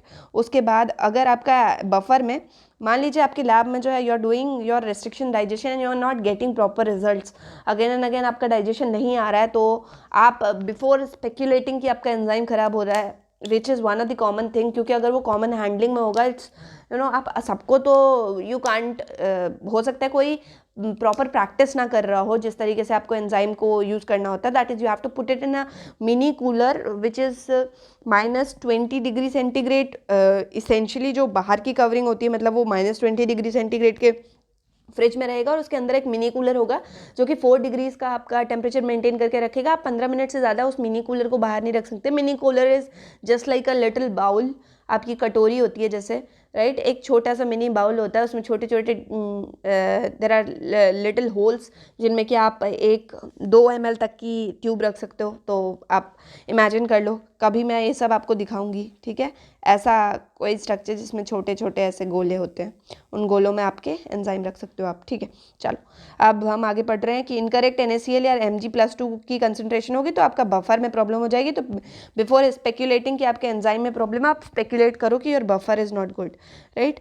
अब आता है कि DNA क्लीवेज जो है 2 चीज़ें हो सकती हैं, यहाँ पे स्टार एक्टिविटी दिखा सकता है आपका enzyme, that is it start cleaving at position other than its own restriction site, ठीक है, अपनी साइड से ज़्यादा मतलब एक्सेप्शनल एक्टिविटीज़ करने लग जाएगा जो कि we do not require, fragment कर देगा आपके DNA की, जो आपको चाहिए था वो नहीं मिल पाएगा। तो बहुत चांसेस हैं कि आपका अगर मैलवेयर होगा इन योर NaCl Mg+2, इसमें अगर प्रॉब्लम है तो आपका जो एंजाइम है वो कुछ इन अप्रोप्रिएट एक्टिविटी शो करना शुरू कर देगा। चलो आगे बात करते हैं कि जो हमारा बफर है, बफर हमेशा 10x होता है, तो 10x से 1x बनाना होता है आपको, हमेशा इसको डाइल्यूट करके ही हैंडल करना है। तो अब ये बोल रहे हैं कि यहाँ पे जो इनने टोटल रिएक्शन मिक्सचर लिया है वो 20 माइक्रोलीटर का लिया है। I have done reactions in, मैं 20 का करती हूँ, मैं 100 का करती हूँ, वही 20 का लेते हो आप और 5 टाइम्स कर दोगे सब चीज़ तो हो जाएंगे 100 के, राइट। अब 20 माइक्रोलीटर में अब बोल रहा है कि 16 माइक्रोलीटर, आपने पहले ही बोल दिया था, आपने बोला कि 16 माइक्रोलीटर में आपका 2 माइक्रोग्राम इतना DNA हो रहा है, तो आपने इतना DNA पहले ही डाल दिया था। अब आप 2 माइक्रोलीटर जो है बफर डाल रहे हो, तो कितना हो गया? इतना तो चलो ठीक है, आगे का बताऊंगी तब ये कंप्लीट आपको इन्फॉर्मेशन समझ आएगी। एक यूनिट एंजाइम होता है कि आप 1 माइक्रोग्राम डीएनए को 1 घंटे में काटने के लिए कितना यूज़ करोगे, यानी कि 1 माइक्रोग्राम डीएनए को 1 घंटे के टाइम स्पैन में जो एंजाइम लगेगा दैट इज़ 1 यूनिट, और आपने 2 माइक्रोग्राम लिया है तो आपको कितना लगेगा? 2 यूनिट। तो ये आपने क्या ले लिया? 2 माइक्रोलीटर बफर ले लिया, और 2 यूनिट आपकी एंजाइम की थी। अब 2 यूनिट एंजाइम की आप कैसे प्रिपेयर करते हो? तो 2 यूनिट जो एंजाइम की है वो देखना पड़ेगा कि एंजाइम की कंसंट्रेशन क्या है। अब एंजाइम आपका 4 यूनिट है भाई, 1 माइक्रोलीटर में एंजाइम ही 4 यूनिट है। तो अब हमें कितना चाहिए था? हमें एंजाइम की 1 यूनिट चाहिए, है ना, और हमें एंजाइम की 2 यूनिट्स चाहिए। क्यों? क्योंकि 1 यूनिट से तो 1 ही माइक्रोग्राम कटेगा। तो अब हम क्या कर रहे हैं कि हम इस 4 यूनिट पर माइक्रोलीटर को बना रहे हैं 2 यूनिट्स के बराबर। कैसे? हम उसको डाइल्यूट करेंगे, प्लस 0.5 माइक्रोलीटर आपका क्या आ जाएगा? Enzyme, right? 4 यूनिट का था, ठीक है। तो अब आपका क्या हो गया? ये मैंने बनाया था, हाँ। तो ये है आपका 2 माइक्रोलीटर आपने बफर डाल लिया, 16 माइक्रोलीटर आपका पहले से ही डीएनए था, और 2 माइक्रोलीटर आपने वाटर ले लिया। वाटर यानी कि यहाँ पे वाटर प्लस एंजाइम था 0.5 ये और 1.5 ये टोटल मिला के आपके 20 माइक्रोलीटर की डाइजेशन रिएक्शन लग गई। ऐसा आपसे कोई नहीं पूछने वाला है। You should know the idea behind this, कैसे डाइल्यूशन करते हैं, कैसे चेंज करते हैं, that you should know. Basic molarity के कॉन्सेप्ट आपको पता होने चाहिए, ठीक है। नहीं पता है, you can write down in the comment section, उसको डील कर लेंगे एक दिन, उसको भी देख लेंगे। और नाउ हाँ, one thing I wanted to mention कि जो इंस्टाग्राम है, अगर नहीं पता है, आई होप कि सबको पता होगा, बिकॉज पहले वो ही था। I never was on YouTube, ये तो मैंने अभी स्टार्ट किया है, डिपेंडिंग अपॉन कि कितना टाइम है मेरे पास।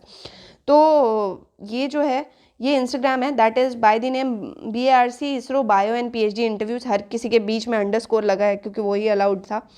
तो ये मैंने basically I started it for BARC का ही मैंने गाइड करना शुरू किया था, but just because I join PhD, कि मैंने उससे पहले ही ज्वाइन कर लिया था PhD, तो आई थॉट कि यू नो PhD इंटरव्यूज़ के बारे में बताती हूँ, because nobody is telling that. अभी recently I have started productivity tips, क्योंकि जैसे मेरी हेल्थ खुद ख़राब होने लगी है, तो आई हैव डिसाइडेड कि कुछ चीज़ें इंटीग्रल पार्ट होना चाहिए आपकी लाइफ का, right? Like looking after your mental health, या फिर आपकी फिजिकल हेल्थ, या फिर cooking food for your self. ये तो छोटी चीज़ें ये होनी चाहिए। तो अब यहाँ पे मैं क्या करूँगी कि यहाँ आई जनरली आस्क क्वेश्चंस कि किसको क्या चीज़ें चाहिए, and they are very you know क्या होता है, बहुत ज़्यादा मोटिवेटेड स्टूडेंट्स आर देयर कि ये पढ़ना है, ये पढ़ना है, I want to know about this. तो यहाँ पे तो मुझे बहुत ही अच्छा रिस्पांस मिलता है, thank you for this first of all. Second thing is you can let me know, आप यहाँ आके ज्वाइन कर सकते हो, and you can, I never consider you people anybody who is joining as followers. मेरा बस चले तो मैं इस टर्म को काट दूँ, ठीक है। You all people are either you are contributors or supporters, that's it, nothing beyond this. Instagram की अपनी पॉलिसीज़ हैं। तो अब आता है कि हम इधर पे यू कैन DM मी, क्योंकि बहुत फ्रीक्वेंट मैसेजेस आते हैं, तो वहाँ पे तो आई एम वेरी एक्टिव कि मैं आंसर दे लेती हूँ, क्योंकि वो पॉपअप्स आ जाते हैं। कमेंट में लिख सकते हो, टेलीग्राम ज्वाइन कर सकते हो। और मैं क्या करूँगी, ये था इंस्टाग्राम के बारे में कि आप आके ज्वाइन करो, ठीक है। वहाँ पर मिलते हैं, आगे देखते हैं क्या चलता है। मैं इसको पूरी बुक को, because I my self I am highlighting this book, और मैं इसमें नोट्स ऐड करी हूँ, बिकॉज इसके बाद मैंने इस बुक से आप लोगों के लिए कुछ सोचा हुआ है, विच आई रिवील आफ्टर टाइम, ठीक है। मैं आई बिलीव इन थिंग्स, जब मैं कर लेती हूँ मैं, उसके बाद आई विल रिवील दैट। तो ये जो बुक है, ये मैं एक टाइम के बाद when I will finish this entire book, तब मैं वो टेलीग्राम में पोस्ट करूँगी। यू टेल मी कि अगर आपको अभी ये book along with this highlighting, आप चाहते हो कि चौथा चैप्टर कंप्लीट किया मैंने और मैं पूरी बुक भेज दूँ, या फिर 5वां किया तो पूरी बुक भेज दूँ, वैसे करें, या फिर एक बार में ही मैं लास्ट में पूरी बुक भेजूँगी, बिकॉज इसमें मैं नोट्स ऐड कर रही हूँ जो आई थिंक आप लोगों के लिए यूज़फुल है, राइट? तो और आप ऐसे ही पढ़ पाओगे, क्योंकि मैंने पढ़ाया है, तो ऐसा होता है कि जिससे हम पढ़ रहे होते हैं, अगर उस इंसान की वही चीज़ें हमारे आइज़ के सामने होती हैं, तो they help us in recalling. तो कब पोस्ट करूं, that you all can tell me. अब आगे पढ़ते हैं। हमने बात कर ली थी कि हमारा ये कैसे हुआ सारी चीज़ें, ठीक है, कैसे हमने डाइजेशन की रिएक्शन सेटअप कर ली। अब लास्ट है कि हमें इंक्यूबेशन टेम्परेचर देखना है। BGL2 वगैरह जो है इन सबको 37 डिग्रीज पे आप काम चलाओगे हो जाते हैं, लेकिन कुछ एंजाइम्स की डिफरेंट रिक्वायरमेंट होती है, जैसे टैक1 है, थर्मस एक्वेटिकस, टैक DNA पॉलीमरेज है, इसका वर्किंग टेम्परेचर बहुत ज़्यादा होता है। तो टैक1 के लिए हमें क्या चाहिए, 65 डिग्री सेंटीग्रेड चाहिए टू ऑब्टेन मैक्सिमम एक्टिविटी। अच्छा, टैक1 यहाँ पे भाई साहब जो क्लीवेज का काम कर रहे हैं ये सर हमारा 65 पे काम कर रहे हैं, हम वहाँ 94 पे इनसे काम करा ले रहे हैं। कैसे, क्यों, क्योंकि ये जो एंजाइम है मतलब basically it is acting as, वो कर तो 65 के आसपास ही रहा है जब भी पॉलीमराइजेशन कर रहा है, बट ये थर्मोस्टेबल है, ये वहाँ पे भी बचा हुआ है, 94 पे भी बचा हुआ है, ठीक है। तो हमने टैक1 I think most exploited enzyme का अवार्ड जाना चाहिए इसको। तो there are several ways of killing the enzyme, that's what I have told you here. किधर पे मैंने बताया था आपको कि ये फिनॉल वगैरह क्यों ऐड कर रहे हैं। तो यहाँ पे ये क्या करना ज़रूरी है कि जो भी एंजाइम ऐड किया था that needs to be destroyed यार, बिना डिस्ट्रॉय किए वो तो आगे अपनी स्टार एक्टिविटी शो करेगा, स्टार वाली एक्टिविटी शो करेगा और इधर उधर कर देगा आपके DNA को। तो बहुत सारी चीज़ें हैं, दैट इज़ बहुत सारे तरीके हैं। One is short incubation at 70 degree centigrade is sufficient, मर जाता है। फॉर अदर्स फिनॉल एक्सट्रैक्शन कर लो, ठीक है। और EDTA जो है इसको यूज़ कर सकते हो, जो कि उसके Mg+2 आयंस को अपने साथ बाइंड कर लेगा, बोलेगा ओके गेट इंगेज्ड, तो जो हमारा रेस्ट्रिक्शन एंडोन्यूक्लियस है वो बेचारा काम ही नहीं कर पाएगा, ही। तो अब आते हैं हमारे यहाँ पे, ओके, हाँ। This is to be noted that whenever a cellular system, if you want to inactivate the enzyme, just try adding EDTA. Okay, fine. So I have added these lines. This is like कि जब आप पढ़ते हो तो आप एक different उसमें होते हो, राइट। तो अगर आपको किसी भी सेलुलर सिस्टम में से फॉर एग्जांपल किसी एंजाइम को टारगेट करना है, that enzyme is causing problem, या उस एंजाइम की वजह से कोई पैथोलॉजिकल कंडीशन चल रही है, तो just try targeting it's ions. उस एंजाइम की पिक्यूलियर आयन को आइडेंटिफाई करिए कि विच आयन, विच को factor is absolutely essential for its activity, target that, band बजा दीजिए उसकी। डू वन थिंग, आप उसके एंजाइम को उस एंजाइम के को फैक्टर को try to engage it with your EDTA, बहुत अच्छी चीज़ है। सिस्टम में ऐसे नहीं इंट्रोड्यूस कर सकते, तो कुछ और मॉडिफाइड चिलेटिंग एजेंट डालिए जिससे कि उसका आयन एंगेज हो जाए, ठीक है। तो ये हो गई पते की बात। अब पढ़ते कि analysing the result of endonuclease cleavage, कि आप जेल में कैसे देखते हो। इसका भी मैंने एक क्वेश्चन पोस्ट किया था टेलीग्राम पे, आप वो चेक करना कि पहले क्या करते थे जब हमें पता ही नहीं था कि हम जेल पे चला सकते हैं।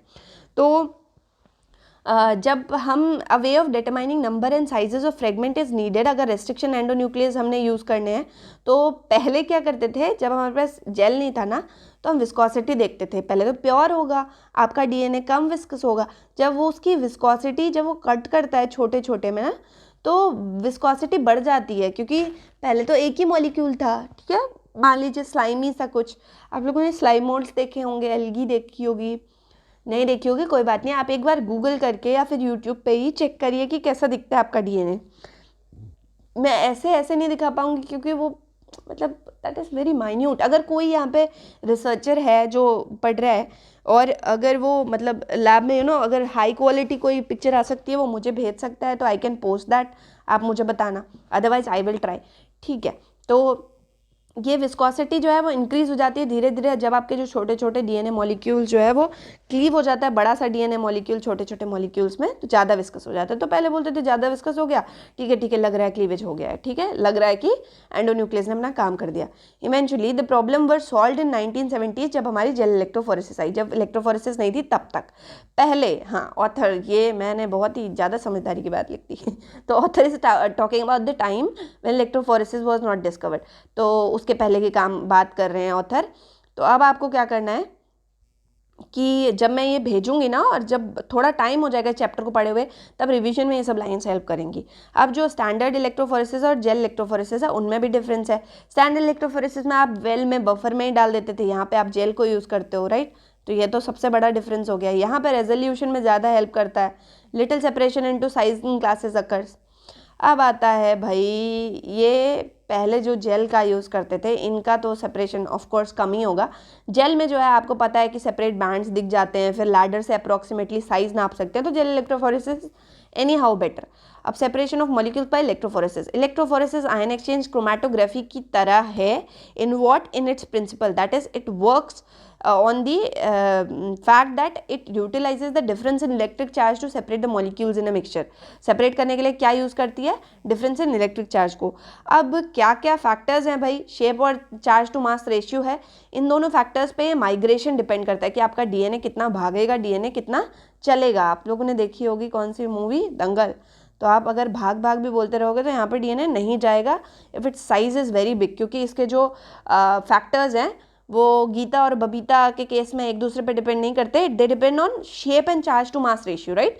इनका अपना फैक्टर है कि इनका जो शेप होगा, सी फ्रिक्शन होगा तो शेप पे डिपेंड करना ही है. चार्ज टू मास रेशियो पे क्यों डिपेंड कर रहा है? क्योंकि वहाँ पे एनोड इन्वॉल्व है, एक पोल इन्वॉल्व है जो कि ड्रैग कर रहा है अपनी तरफ, तो फ्रिक्शनल फोर्स होना ही है और चार्ज इन्फ्लुएंस करेगा इस बिहेवियर को. यहाँ पे क्या नोट है कि yes, why you can't separate the DNA molecule of same size, that's what you know, क्योंकि उसके जो same charge to mass ratio होना है ना, जिनका सेम शेप है, एक जैसे दिख रहे हैं, तो similar charge to mass ratio similar होगा. तो अभी ये माइग्रेट कहाँ करेंगे? तो सब एक जगह पे आके खड़े हो जाएंगे, तो आप कैसे बताओगे? ठीक है, तो उसके लिए दूसरे तरीके का वो यूज़ करते हैं, हम टेक्निक यूज़ करते हैं. अब जेल की जब सर्च की बात आई तो अगरोज आए, पॉलीएक्राइलेमाइड आए. ठीक है, कॉम्प्लेक्स नेटवर्क ऑफ पोर्स होते हैं इसमें. अब डीएनए को जो है पॉजिटिव इलेक्ट्रोड की तरफ जाना हो क्या, क्योंकि DNA itself contains phosphate molecules, यानी कि इस पर नेगेटिव चार्ज होता है. The smaller the DNA molecule the faster it can migrate through the gel. Of course it happens. ठीक है, ड्रैग कम होगा उस पर. तो जेल इलेक्ट्रोफोरेसिस इसीलिए सेपरेट कर देता है मॉलिक्यूल्स को अकॉर्डिंग टू देयर साइजेस. अब आता है कि आपने जो आपका ये मान लीजिए आपकी कास्टिंग ट्रे है, अब इस पर आप जेल डालते हो. ठीक है, तो 0.5 centimetre thick slab of 0.5% agarose which has relatively large pored would be use for molecule in the size range 1 to 30 kb. कितने तक की रिजॉल्व कर ले रहा है? 30 kb तक रिजॉल्व करता है, जिसमें से 10 से 12 kb can be clearly distinguished. यानी कि आपकी जो स्लैब है वो कितनी है? 0.5 सेंटीमीटर थिक, 1 सेंटीमीटर भी नहीं है. स्केल में आप स्केल को अगर ऐसे रखेंगे वर्टिकली, ठीक है, वर्टिकली आप रखेंगे, उससे नापेंगे तो 0.5 सेंटीमीटर की थिक आपकी स्लैब है. 0.5% अगरोज मतलब वो आप समझ रहे हैं कि अगर आप कितने में बना रहे हैं, जो आप अगरोज है, सॉरी नॉट अगार, तो अगरोज को जिस बफर में बनाते हैं आप टीएई में, 1x टीएई में, तो उस टीएई में आप अगर 0.5% बनाना चाह रहे हैं, तो जो आपका अगर टोटल जो कॉन्सेंट्रेशन है, यानी कि टोटल जितना आप लेते हैं, अगर आप 100 ml ले रहे हैं, है ना, तो 100 का 1% हो जाएगा 1, तो आप 1 लेंगे. एक अगर 0.5 लेना चाह रहे हैं तो आप उसमें 0.5 ही डालेंगे, राइट. कितना डालेंगे? 0.5. यानी कि अगर आपके पास 120 ml टोटल टीएई है तो आप लेंगे 1.2 ग्राम अगरोस का, अगरोस पाउडर के फॉर्म में. इसको इसमें डालेंगे, मेल्ट करेंगे, थोड़ी देर में सॉलिडिफाई हो जाएगा. आपने कास्टिंग ट्रे में डालिए and you are good to go. वो जब मेल्ट होकर सॉलिडिफाई हो जाएगा तब आप अपना जेल चला सकते हैं. ठीक है, अब वेरी थिन 0.3 mm का 40% पॉलीएक्राइलेमाइड जेल के पोर्स बहुत छोटे होते हैं, तो बहुत छोटे डीएनए मॉलिक्यूल्स को डिस्टिंग्विश कर सकते हैं in the range of 1 to 300 base pair. But बड़े को नहीं करते तो हम यूज़ ही नहीं करते. 300 बेस पेयर के लिए क्या ही यूज़ करेंगे, तो अगरोज यूज़ करते हैं. ठीक है, और visualising DNA bands in an agarose gel by ETBR, वो तो हमें पता है. यहाँ पे मैं क्या दिखा रही थी आपको कि ये सोक करते थे पहले ईटीबीआर में ना. Is relatively very different from the procedure that is followed now a days. Very different, ठीक, कोई बात नहीं. तो very different from the procedure that is followed now a days. अब क्या करते हैं आप जेल में ही, जब आप जेल बना रहे होते हैं ना, इस पूरे वेसल में ही जिसमें आपने अपना अगरोज डाला पाउडर फॉर्म में, हाँ, आपका टीएई प्रेजेंट था, 1x, इसमें ही आप क्या करेंगे, थोड़ा सा हल्का सा, जब आप इसको मेल्ट कर लेंगे, मेल्ट करेंगे आप अवन में, जब आप इसको निकालेंगे, बी वेरी कॉशियस, आपको ग्लव्स पहनना है, और उसके बाद आप इसमें ईटीबीआर ऐड करेंगे. ठीक है, ईटीबीआर आप ऐड करते हैं ऊपर से 2.5 माइक्रोलीटर. ठीक, 2.5 माइक्रोलीटर ऐड करेंगे. पहले सोक करते थे, this was rather more hazardous ना, क्योंकि देखिए ये जो एक्सपोज हो रहे हैं आप, कार्सिनोजेन से एक्सपोज हो रहे हैं. एक बहुत ही ऑसम आर्टिकल पढ़ा था मैंने ईटीबीआर पे कि there was a chemist who had written this article. उन्होंने 2018 में आई गेस लिखा था कि वो केमिस्ट्री पे वर्क करते थे, ही सेड कि ETBR is nothing in front of the chemicals I use in my lab, है ना। तो ईटीबीआर इतना हजार्डस नहीं है जितना आप ग्लोरीफाई कर रहे हो। बट फॉर अ बायोलॉजिस्ट अगर आप एक दिन में यार 10-10 15-15 जेल चला रहे हैं तो repeated exposure makes it difficult for you. और प्रेग्नेंट फीमेल्स के लिए और ज़्यादा प्रॉब्लम होता है, क्योंकि अगर जर्म लाइन म्यूटेशन हो गई प्रेग्नेंट फीमेल, क्या फीमेल्स के लिए इट इज़ वेरी हजार्डस, क्योंकि आपकी अगर जर्म लाइन म्यूटेशन होगी that will be carried down to your foetus, carried down to your baby in general. तो बहुत ज़्यादा ज़रूरत है कि whenever you add this ETBR to your gel just wear gloves, हमेशा बहुत ही प्रॉपर आराम से, कोई जल्दी नहीं है। आप ETBR जब भी यूज़ करते हो आप ग्लव्स पहनो, ठीक है। These are healthy lab practices. हाल में इससे पहले आपने क्या पढ़ा था, ETBR CSCl density gradient centrifugation, ठीक है। तो ये वाला पैराग्राफ पढ़ाने की कोई ज़रूरत नहीं, आप पिछला लेक्चर देखिए आपको पता चल जाएगा। ETBR staining also has limited sensitivity and if a band contains less than about 10 nanogram of DNA then it might not be visible after staining, क्योंकि आपको पता है कि इंटरकैलेट होता है। अब इंटरकैलेट होने के लिए भाई DNA ही नहीं है, DNA इतना कम है, तो ETBR की क्या गलती, राइट। तो ETBR की खुद की भी कुछ लिमिटेशंस हैं, उसकी भी कुछ मजबूरी है। तो सम ऑफ दीज डाइज, कुछ जो है वो require ultra violet irradiation in order to make the bands visible just like ETBR को UV रेडिएशन से एक्सपोजर इंपॉर्टेंट है। अगेन अ कॉशन, जब भी ETBR को UV एक्सपोज करते हो do not expose yourself, अपना कोई पार्ट एक्सपोज करने की ज़रूरत नहीं है बिकॉज UV कॉजेज कैंसर, ठीक है। तो कुछ अच्छी अच्छी प्रैक्टिसेस यूटिलाइज करनी है ट्रांसइल्यूमिनेटर में जब भी आप अपना जेल देखते हो, नहीं देखते हो देखोगे फ्यूचर में होने वाला है आपका एग्जाम क्वालिफाई, ठीक है। तो अब आगे देखते हैं कि कुछ dyes they require ultraviolet irradiation in order to make this band visible, but others are visualize by illumination at other wavelengths, मतलब UV वाली पे नहीं। For example under blue light removing a second hazard as UV radiation can cause severe burns. अगर आपने UV radiation को under blue light देखा है तो आपके UV बर्न्स होंगे, ठीक है। ब्लू लैम्प पर नहीं देखते इसको। तो the most sensitive dyes are able to detect band that contain less than 1 nanogram DNA, ठीक है। कहाँ तो आपका ETBR 10 nanogram वाले में भी इजीली इंटरकैलेट नहीं हो पा रहा था, और कहाँ तो आपके डाइज जो है वो कुछ इतनी सेंसिटिव डाइज हैं जो 1 nanogram को भी विजुअलाइज करा देंगी। तो ETBR क्या वो आ गया, क्या आ गया, सब्सटीट्यूट आ गया। अब आता है estimation of the size of the DNA molecule.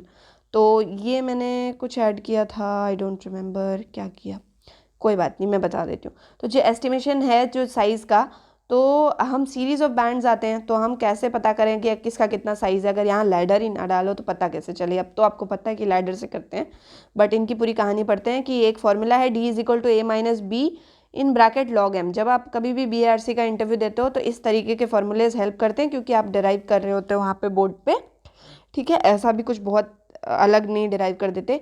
यहाँ पे ये दिखा रहा है कि आपका हिंट 3, आपको पता है कि हिंट 3 से जब डाइजेशन होगा प्लाज्मिड का तो क्या क्या बैंड्स आएंगे, यानी कि it will act as ladder here, ladder, ठीक है, मार्कर। इससे पता चल जाएगा कितने कितने का बैंड है। जो आपने डाइजेशन किया था वो कहाँ पे है, बगल में चलाया आपने। अब आप कंपेयर कर लोगे कि आपका कितने के बीच में आया है, यानी कि 4361 से थोड़ा ऊपर आया है, 5000 बेस पेयर के आसपास आया है। ऐसे ही 2322 के थोड़ा सा ऊपर आया है, 3200 बेस पेयर का है। तो इससे कंपैरिजन करके आप निकालोगे, किससे कंपेयर करके निकालोगे, लैडर से कंपेयर करके निकालोगे। अब ग्राफिकल एस्टिमेशन क्या होता है, इट इज़ ऑलवेज सेड कि larger molecule travel very less, वो ऊपर ही रह जाते हैं। तो अगर आपका साइज़ ऑफ DNA का मान लीजिए 10 KB के आसपास है या फिर 7.5 के पास है, तो 10 KB देखिए कितना जा रहा है, 1 सेंटीमीटर से भी कम चल रहा है, 0.5 सेंटीमीटर। यहाँ से चलना शुरू किया, यहीं पर रुक गया, ठीक है। तो this is the graph that comes जब आप इसको प्लॉट करती हैं। अब इससे अगर hugely important, yes again yes, इसका है hugely important for BRC interview. वहाँ पे तो पूछना ही है, कुछ भी ग्राफ है, कुछ भी एनालिटिकल है, तो वो तो आपको पूछना ही है उनने। तो BRC इंटरव्यू के लिए this is important, do not call it bark, I am sorry, BRC interview के लिए it is important. And then CSIR technique question के लिए अब it is less important, but किसी और आपका जो कॉन्सेप्ट है उसके साथ मिक्स करके दे दिया जाएगा, उसमें क्या है। अब D जो था, जो फॉर्मूला मैंने ऊपर बताया था, उसमें D क्या था, डिस्टेंस मूव था, M मॉलिक्यूलर मास, और A और B वो कांस्टेंट थे जो कि आपके इलेक्ट्रोफोरेसिस की कंडीशन पे डिपेंड करते हैं। और आपका फॉर्मूला क्या था, D = A - B with in bracket log m। अब आता है कि अब हम बात करते हैं कि लैम्डा DNA की जो हिंट 3 है, लैम्डा DNA को 8 फ्रेगमेंट में क्लीव कर रहा है, ठीक है। और उसका जो है सबसे छोटा है 125 बेस पेयर का और सबसे बड़ा जो है वो ओवर 23 बेस पेयर का आता है। पता कैसे चलेगा? लैडर यूज़ करिए भाई। लैडर के बारे में बताया है कि डीएनए लैडर्स के साइज जो है they are of multiples 100 base pair से लेके 1 KB तक जाता है। इनको साइज मार्कर्स की तरह यूज़ करते हैं, ऑल्दो इतने प्रिसाइज नहीं होते, मतलब आसपास आ रहा है 1 KB और 2 KB के बीच में आ रहा है, हम 1.5 KB बोलेंगे, लेकिन with as little as 5% error satisfactory है। आप अपने जीन का लेंथ आपको पता चल जाएगा। मान लीजिए आपका जीन लेंथ थी 3900 समथिंग, अब 4000 के आसपास आएगा तो आप तो मानोगे ही ना कि वो है, राइट? तो हम कुछ एक्यूरेसी से इसको समझ लेते हैं। अब mapping the position of different restriction endonucleases, इस प्रोसेस को क्या बोलते हैं हम? रेस्ट्रिक्शन एनालिसिस, यानी कि एक पूरा मैप बना देंगे कि भाई डीएनए में अच्छा कैसा दिखता होगा डीएनए के अंदर, ठीक है। जब हमें रेस्ट्रिक्शन मैप अवेलेबल होगा तभी हम बता सकते हैं कि क्या क्या कटिंग के लिए क्या क्या हमारे पास एंजाइम्स यूज़ हुए थे। अब using a restriction map to work out की कौन से endonucleases should be use to obtain DNA fragments, मतलब ये रिवर्स इंजीनियरिंग जो भी बात मैंने बोली आप उल्टा करिए कि जो आपके पास रेस्ट्रिक्शन मैप है उससे आप पता करेंगे कि आप कौन कौन से एंजाइम से क्लीव कर सकते हैं, ठीक है। अब रेस्ट्रिक्शन मैप में देखिए जो ब्लू से दिखा रहा है that is the site for BGL2, this is the site for BAM-H1, this is the site for SAL1। अब ये याद करा देंगे आपको कि लैम्डा में कितने कौन कौन से की पोजीशन होती है। तो आपने डाइजेस्ट कर दिया तो ऑब्टेन जीन बी के डाइजेशन के लिए आप BGL2 करिए, डी के लिए आप BAM-H1 और SAL1 करिए। अच्छा जीन डी ABCD क्या था? ये था। और कौन सा करा है इन्हें? दो। To obtain gene D digest with BAM-H1 plus SAL1। अच्छा ठीक है, तो आपके पास जिन दोनों की साइट्स हैं, यानी कि इन दोनों की साइट है, तो इसके लिए दोनों से क्लीव करिए, ठीक है। उन दोनों के मतलब ये कॉर्नर्स पे रेस्ट्रिक्शन एंजाइम की साइट और बीच में जीन डी है, तो जीन डी के लिए आपको BAM-H1 और SAL1 से क्लीव करना पड़ेगा, दैट इज़ द थिंग। कुछ बड़ी चीज़ नहीं लिखी है। तो अब हमारा जो रेस्ट्रिक्शन एंडोन्यूक्लियस से जो भी क्लीव होके आया उसको हम चेक कर लेते हैं जेल इलेक्ट्रोफोरेसिस से और मार्कर से, यानी कि डीएनए लैडर से पता कर लेते हैं। आप इन्फॉर्मेशन को बोल रहा है must be supplemented with double digestion, आप डबल डाइजेशन लगाओ सच दैट कि अगर आपकी जो दोनों, लेकिन हाँ दोनों एंजाइम के लिए पीएच सेम होना चाहिए, मैग्नीशियम आयन इनफैक्ट दोनों का बफर सेम होना चाहिए, राइट? ये तो करते ही हैं लैब में। तो आप जब डबल डाइजेशन लगाओगे तो क्या होगा कि जब दोनों के डाइजेशन से आपको मिलेगा स्ट्रक्चर, तो आपका एक पैटर्न होगा, आपका एक रेस्ट्रिक्शन मैप होगा जो आप देख लोगे अपने लैपटॉप पे, फ़ोन पे, जिस पे भी। तो आप पता करोगे अच्छा इतने का साइज आना चाहिए डबल डाइजेशन। सिंगल से हो सकता है कहीं पे क्लीव हो गया हो, राइट, और कहीं इंटरनली भी काट रहा हो, लेकिन डबल डाइजेशन से अगर आ जाएगा तो आपको पता चल जाएगा कि हाँ सच में दोनों एंजाइम्स की साइट प्रेजेंट है, यानी कि एक से गलत हो सकता है बट दोनों से नहीं हो सकता। It is very less likely, in fact होता तो नहीं है। अब आता है एम्बिग्विटीज़। अगर फिर भी आपको कुछ प्रॉब्लम हो रही है, see the first line, comparing the results of single and double digest will allow many if not all of the restriction site to be mapped। पता चल जाएगा कौन कौन सी साइट्स हैं। ambiguities can usually be resolved by partial digestion carried out under condition that result in cleavage of only a limited number of restriction site in any DNA molecule। आप क्या कर लो, आप पार्शियल डाइजेशन लगा दो। आप digestion पूरे time के लिए करो ही ना, इतनी देर के लिए करो कि वो कुछ साइड्स पे कट कर सके लेकिन सारी साइड्स पे ना कट कर सके। चलो अच्छा ऊपर का एग्जाम्पल लेके बताती हूँ मैं आपको, ठीक है। इसमें आप क्या करो, आप अपना एंजाइम डालो, ठीक है। आप इस तरीके से करो कि ये जो 3 साइट है ना आपके BGL2 की, ये BGL2 जो है इसकी 2 ही साइड पे क्लीव कर सके, ऐसा पार्शियल डाइजेशन की ऐसी कंडीशन करो। हटा लो अपने डीएनए को बिफोर दी इंक्यूबेशन कंप्लीट्स, उससे पहले आप रिमूव कर लो। तो partial digestion is usually achieved by reducing the incubation period, जो कि मैंने बोला। So the enzyme does not have time to cut all the restriction site, या फिर इंक्यूबेट कर दो लो टेम्परेचर 4 डिग्री पे। अरे 4 डिग्री पे रख दोगे आप 37 की जगह तो बहुत स्लो कट करना शुरू कर देगा, और यही आप चाहते हो। तो अब जो पार्शियल डाइजेशन का जो पैटर्न है वो आएगा एक कॉम्प्लेक्स पैटर्न, और स्टैंडर्ड फ्रेगमेंट तो आने ही है टोटल डाइजेशन वाले। आप ऐसे चला सकते हो अपना single digestion, double digestion, partial digestion, इससे आप क्लियर कर सकते हो। ऑल्दो इतने डाइजेशंस की ज़रूरत होती नहीं है but still they are telling you one of the methods. अब special gel electrophoresis method for separating larger molecules. अब बहुत बड़े मॉलिक्यूल्स के लिए आप जेल इलेक्ट्रोफोरेसिस को देखिए, normal gel electrophoresis you can not use, इसके कुछ मॉडिफिकेशंस आए जिसके बाद ही आप कुछ बड़े मॉलिक्यूल्स को कर सकते हो। क्या क्लियर? अब अगर आपको ये एग्जांपल देखने में बहुत क्यूरियोसिटी आएगी क्योंकि कुछ बच्चों को डर लगता है ऐसा देख के। अच्छा, रेस्ट्रिक्शन साइट्स हमें बतानी थी कि किस किस की हैं। तो अब लेमडा डीएनए मॉलिक्यूल इनने दे रखा है। अब लेमडा डीएनए मॉलिक्यूल जो है वो 3 का मतलब कितने फ्रेगमेंट्स दे रहा है, एक्स बार की नंबर ऑफ साइट्स हैं 2, राइट। और साइजेज उनने बता दिए हैं, XHO1 की बता दिए हैं। अब कौन सा ट्रीट करके कितने साइज आ रहे हैं, तो उससे तो सीधे पता चल जा रहा है कि रेस्ट्रिक्शन साइट जो है वो x बाकी एक है, लेकिन भाई फ्रेगमेंट्स 2 मिल रहे हैं। अब ये तो मैंने आपको अभी बताया था n+1 किस में होता है, लीनियर में, तो ये लीनियर है, तो पहला पता चल गया कि ये लीनियर है, राइट। उसके बाद x/1, मेरी ये बात समझना है तो थोड़ा बैक करके, थोड़ा स्पीड कम करके फिर से सुन लीजिएगा, ठीक है। उसके बाद x/1 और XHO1 की साइड्स को भी मैप कर सकते हो। x/1 कैसे, अब इनने तो फ्रेगमेंट्स का पूरा पूरा साइज ही दे दिया है।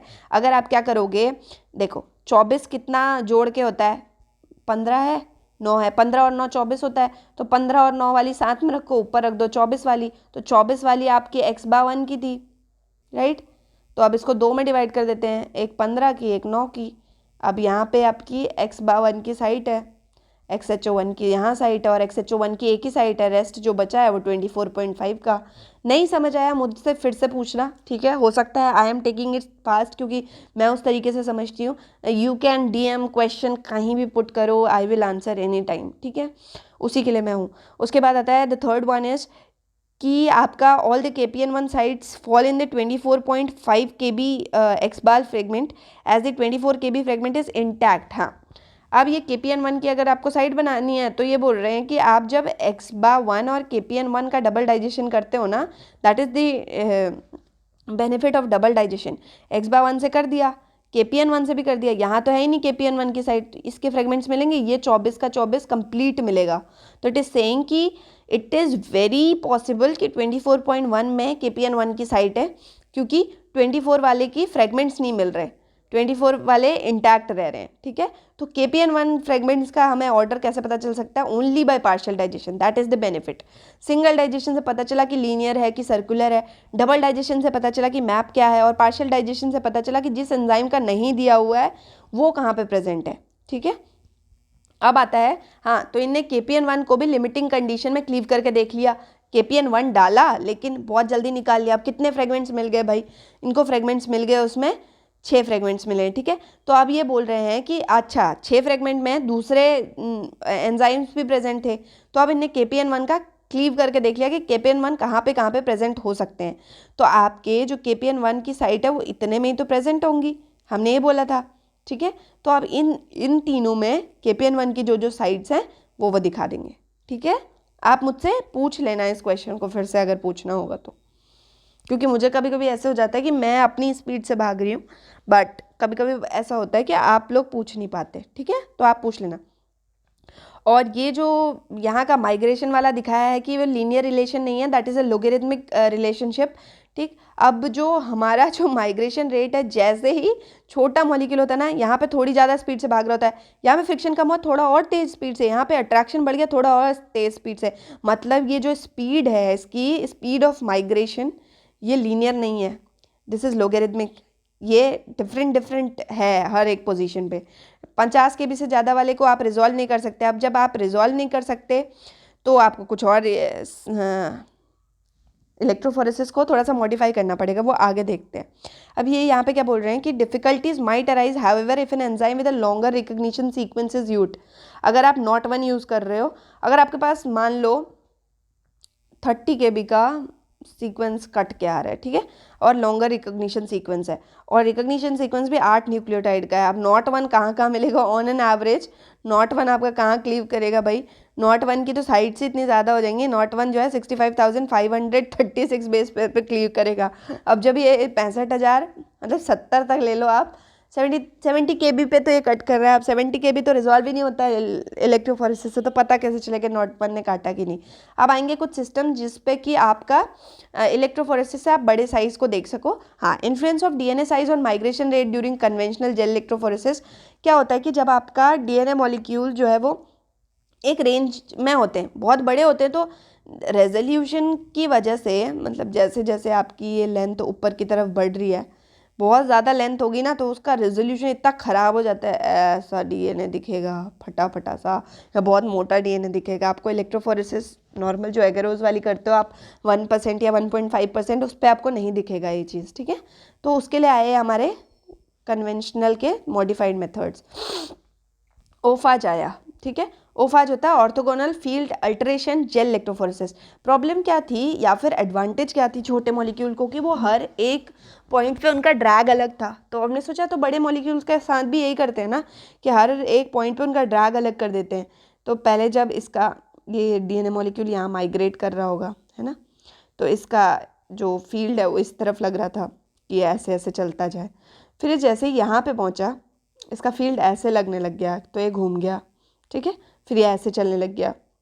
यानी कि हर जगह आप ऐसे समझो कि आप एक रास्ते में हो, जो रास्ता जो है, अच्छा आप थोड़े हेल्दी हो, राइट, हर कोई अपने अपने डायमेंशन से जो जैसा है उससे 0.5% ज़्यादा समझे अपने आप को, ठीक है, और आपको ये बहुत पतले रास्ते से, नैरो रास्ते से जाना है तो आप सीधे जाओगे, ठीक है, फिर कहीं टेढ़े मेढ़े होगे, कहीं पैर कहीं करोगे, मुंह कहीं करोगे, मतलब अपना कॉन्फ़िगरेशन चेंज करोगे।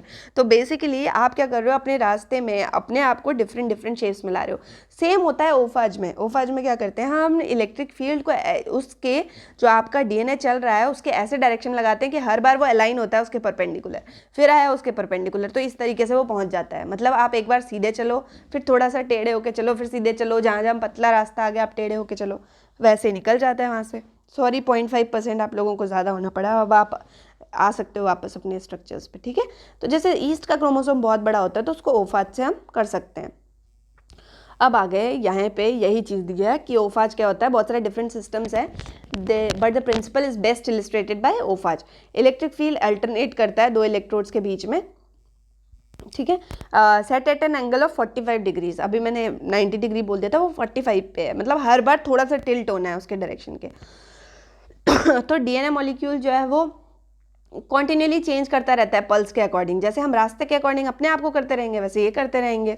अब आता है with every change in field DNA molecule, यहाँ पे जो फील्ड है वो 45 डिग्री का पल्स होता है, लेकिन जो आपका डीएनए मॉलिक्यूल है वो रियल लाइन होता है 90 डिग्री पे। Thanks to my memory, I was right, real line होता है 90 डिग्रीज पे, राइट, हर बार रियल लाइन 90 डिग्री पे ही होता है। लेकिन जो आपका एंगल ऑफ आपकी जो वो आती है इलेक्ट्रोड जिस एंगल पे सेट होते हैं आपके जेल से, वो 45 का होता है। ओके, ठीक है। अब आते हैं कि की पॉइंट है because a short molecule can realign faster. तो हाँ, तो शॉर्ट वाले तो पहले चल ही जाएंगे, शॉर्ट वाले रियलाइन भी ना करें तो भी शॉर्ट वालों के लिए क्या होता है कि उनका ड्रैग अच्छा खासा होता है एनोड से, तो वैसे भी जा सकते हैं। लेकिन सीवरल 1000 किलो बेसिस वालों को अगर जाना है, मतलब उनके बीच में डिफरेंस करना है, तो इस केस में ये ओफाज हेल्प कर देता है। और OFAGE and related technique such as contour clamped homogeneous electric fields, CHEF ये बोलना मुझे पसंद है। तो contour clamped homogeneous electric field and field inversion gel electrophoresis, इनको भी हम यूज़ कर सकते हैं। Can therefore be use to prepare gel showing the separated chromosome of those organism, जो कि बड़े बड़े क्रोमोसोम्स के लिए यूज होता है, राइट। आज तो ये बहुत ज़्यादा एक्सटेंड कर गया भाई टाइम, 1.5 घंटा तो यहीं पे हो गया।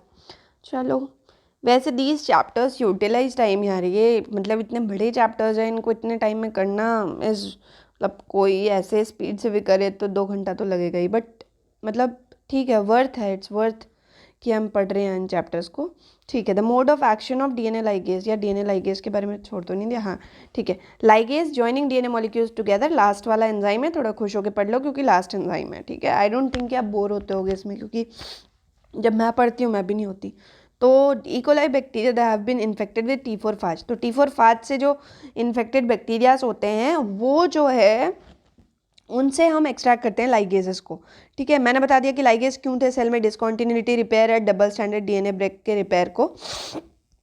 और क्योंकि सेल में ये सारे चेंजेस बहुत फ्रीक्वेंट है कि डिसकॉन्टिन्यूस हो जाती हैं, इसलिए लाइगेजेस वाइटल रोल प्ले करते हैं। इस लाइन को हमेशा याद रखिएगा क्योंकि it can come as a statement वहाँ पे CSIR के एग्जाम में, जहाँ पे ऑप्शंस में नहीं होता A+B, B+C, C+D, ऐसे ऑप्शन में से कौन सा सही है। तो ligases are, 1 second, ligases play several vital roles in the cell, ठीक है, हमेशा याद रखना है। अब केमिकल रिएक्शन क्या है, exactly the same as discontinuity repair, पहले ही बता दिया कि फॉस्फोडाइस्टर बॉन्ड जो है दोनों पे बनना चाहिए, दोनों पे, यानी कि आपका फॉस्फोडाइस्टर बॉन्ड जो है वो हर एक स्ट्रैंड पे बनना चाहिए। उसके अलावा डिसकॉन्टिन्यूटी रिपेयर और आपके इसमें कोई डिफरेंस नहीं है। लाइगेशन पहला रिकॉम्बिनेंट डीएनए बनाने के लिए पहला और most important step I would से, टेलीग्राम पे कि ट्रांजिएंट बेस पेयर्ड स्ट्रक्चर किस में बनता है, यानी कि ब्लंट एंड्स को लाइगेट करते हुए या स्टिकी एंड्स।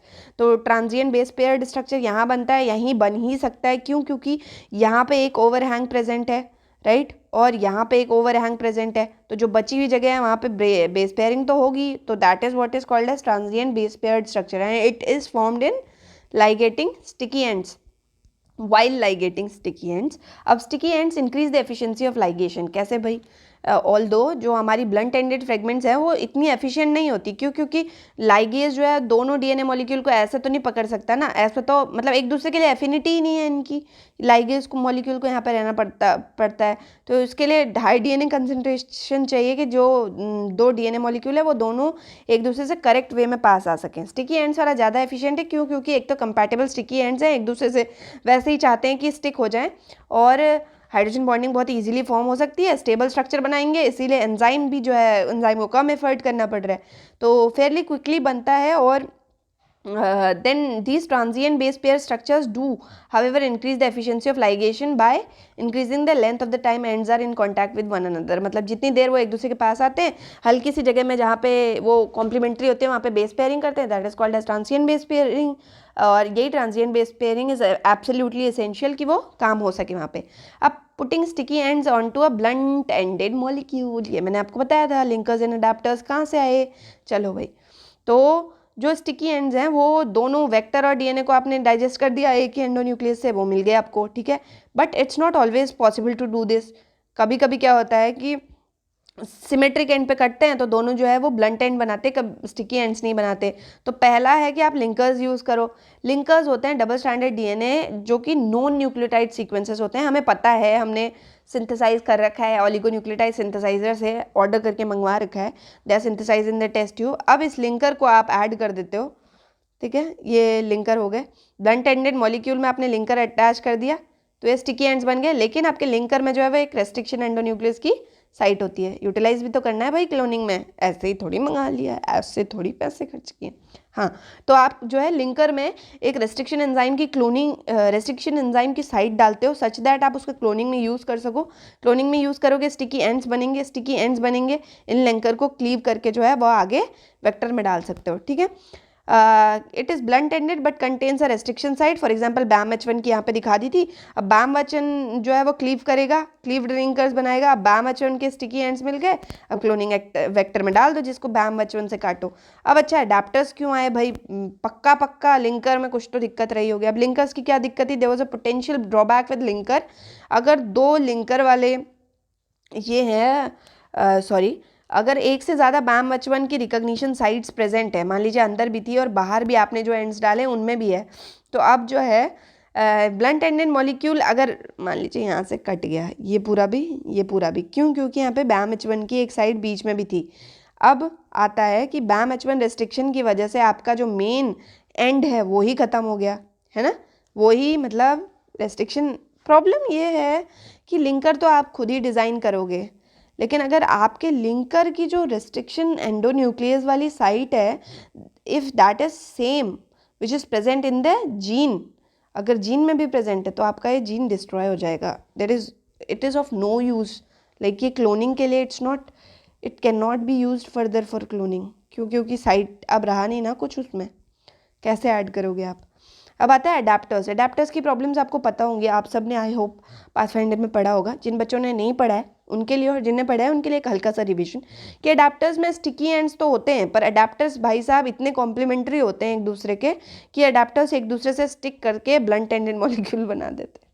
मुझे ये सब चीज़ों पे इतना मज़ा आता है कि ये दोनों मिल गए, अब ये फिर से ब्लंट एंडेड बन गया। अब क्या करोगे आप, है ना? Still the blunt ended becomes the blunt ended. कोई भी नहीं चीज़ बची, सी पढ़ो आप। The after ligation of adapters a blunt ended molecule is still blunt ended and the restriction step is still needed. अभी हमें फिर से ज़रूरत पड़ जाती है। ये देखिए आप, ये एक अडेप्टर है ना, BAM-H1 का स्टिकी एंड प्रेजेंट है। मतलब क्या कि वहाँ पे क्या करते हैं हम, रेस्ट्रिक्शन एंजाइम वाली एक डीएनए सीक्वेंस डाल दे रहे थे, यहाँ पे हम एक साइट डाल रहे हैं रेस्ट्रिक्शन एंजाइम की। अब अगर दो अडेप्टर्स ऐसे मिल गए सेल में तो वो जो है जुड़ जाएंगे यार, हाँ, तो वो जो है जुड़ जाएंगे। अब आएगा हमारा कि new DNA molecule is still blunt ended. अब जो नया डीएनए मॉलिक्यूल है फिर से ब्लंट एंडेड बन गया, है ना। अब वो अडेप्टर्स जो है वो एक दूसरे से लाइगेट हो गए, प्रॉब्लम तो यही है भाई, अभी फिर से ब्लंट एंड हो गया। तो अब अडेप्टर्स के बारे में कुछ भी दिया है ऐसा नहीं दिया हुआ है। हाँ, अडेप्टर्स में खुद से ही एंड टू एंड लाइगेशन हो जाएगा। उसके बाद आता है 3' OH terminus of sticky end is the same as usual. अब अडेप्टर का ligation association is never stabilised by ligation, base pairing तो हो जाएगी स्टिकी एंड्स के बीच में। अब after the adaptors have been attached, जो एबनॉर्मल 5' OH है वो कन्वर्ट हो जाएगा जो 5' P में, ठीक है, पॉलीन्यूक्लियोटाइड काइनेज डालने के बाद, ठीक है। तो अब इसको जो है इस फॉर्म में यूज़ करके हम अप्रोप्रिएट वेक्टर में डाल सकते हैं, यानी कि we have to protect its 5' end, इसका 5' एंड प्रोटेक्ट करके भेजोगे तो ही ये यूज़ हो सकता है, ठीक है। ये तो सारी बहुत ही बेसिक चीज़ है कि डबल हेलिक्स में पॉलीन्यूक्लियोटाइड स्ट्रैंड एंटी पैरेलल होते हैं, एक का 3' एक का 5' एक साइड पे होता है। अब लाइगेशन किसके बीच में होता है? 5' फॉस्फेट और 3' के बीच में, ठीक है। तो अब ये बोल रहे हैं कि जब भी अगर आपको उनकी आपस में जोड़ने से बचाना है इनको अडेप्टर्स को, सॉरी, अगर आपको अडेप्टर्स को बचाना है एक दूसरे में लिंक होने से, तो वहाँ पे आप क्या करो कि उसके 5' एंड को प्रोटेक्ट कर दो, ठीक है। तो 5 to 3' बॉन्ड ही नहीं बनेगा। अब आता है producing sticky ends by homopolymer telling. हम यही चाहते थे ना, ब्लंट एंडेड मॉलिक्यूल को स्टिकी एंड्स में करें। अब होमोपॉलीमर टेलिंग इसमें मदद कर सकता है, क्योंकि ये क्या करता है, एक ही न्यूक्लियोटाइड को पकड़ के रट लगा देता है उसकी, poly DG DG DG DG, रुकेगा ही नहीं। तो ये DG UG नहीं लग रहा है आपको, तो ये DG जो है DG ऐड करता जाएगा, राइट। अब tailing involves using the enzyme terminal deoxynucleotide transferase, ये सबको पता है भाई। ये क्या करता है, 3' OH पे सिंगल स्ट्रैंड के भी डबल स्ट्रैंड के भी ऐड कर सकता है, इसको बोलते हैं होमोपॉलीमर टेल, क्योंकि एक ही न्यूक्लियोटाइड ऐड करता है।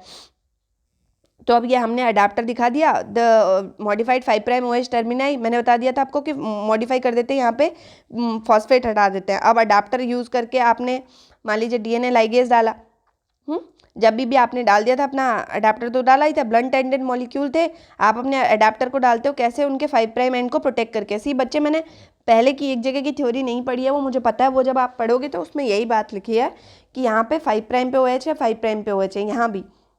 अब लाइगेज डालोगे, लाइगेज डाल दिया आपने, ये ऐड हो गए यहाँ पे, ठीक है, इनको एंड पे ऐड होना था।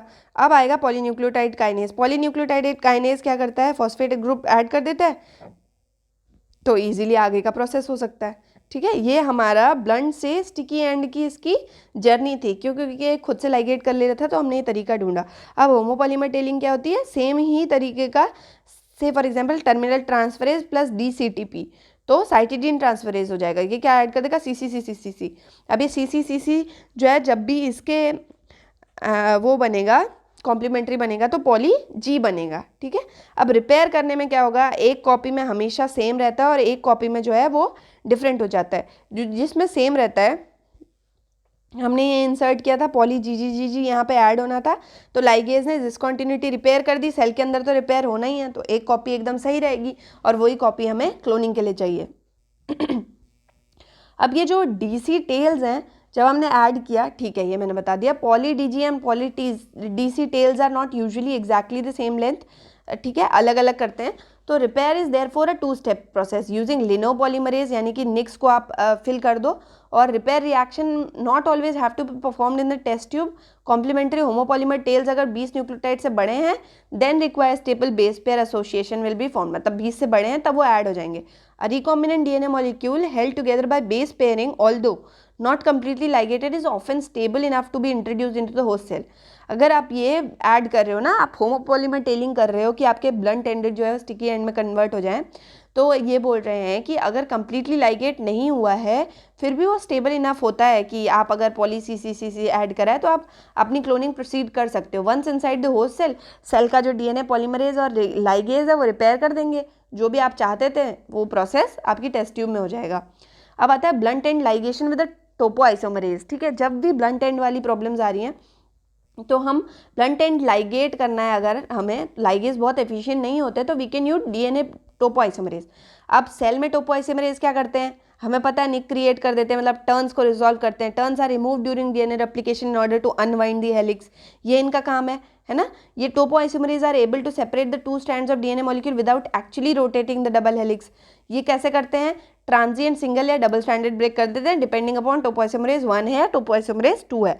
अब प्लाज्मिड है, this is a plasmid that has been linearised by the nucleus activity of DNA topoisomerase enzyme from vaccinia virus. अब ये टोपोआइसोमरेज क्या करता है, एक सीक्वेंस है CCCTT, इस पे कट कर देता है, ये निक क्रिएट हो गया, ठीक है। टाइप 1 है, टाइप 1 सिंगल स्ट्रैंड को कट करता है ना, at turns to a double helix by making a transient break.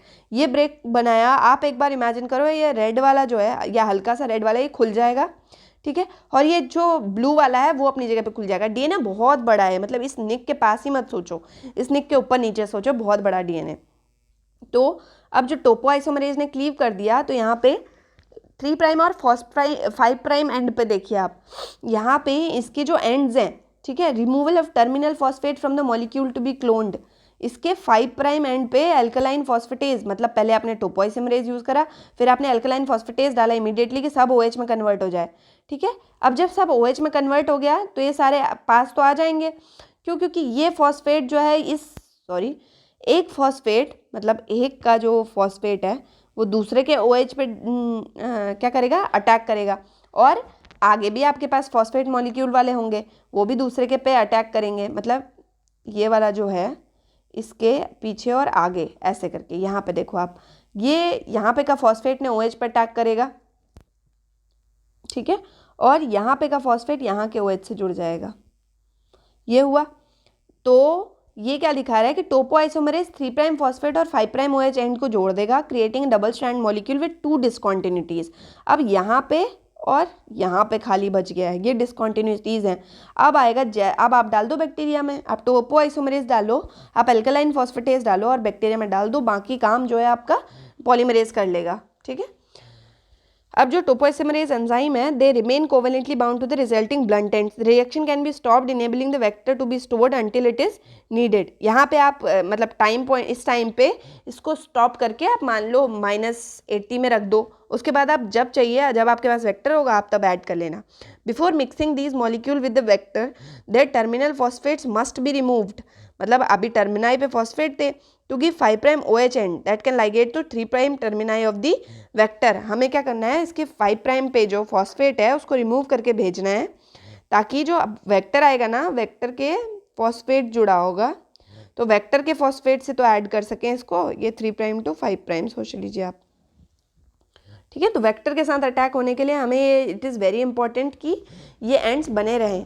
अब ये क्या करना है, हमें रिमूव करने को बोलते थे। Molecules are therefore treated with alkaline phosphatase. अब लाइगेशन जो है वो 3 prime phosphate end of vector और 5 prime OH ends of phosphatase molecule के साथ होगा। पता चल गया कि जो वेक्टर है 5' to 3' होगा ना, उसके मतलब हमने क्या किया था, फॉस्फेट रिमूव कर दिया था।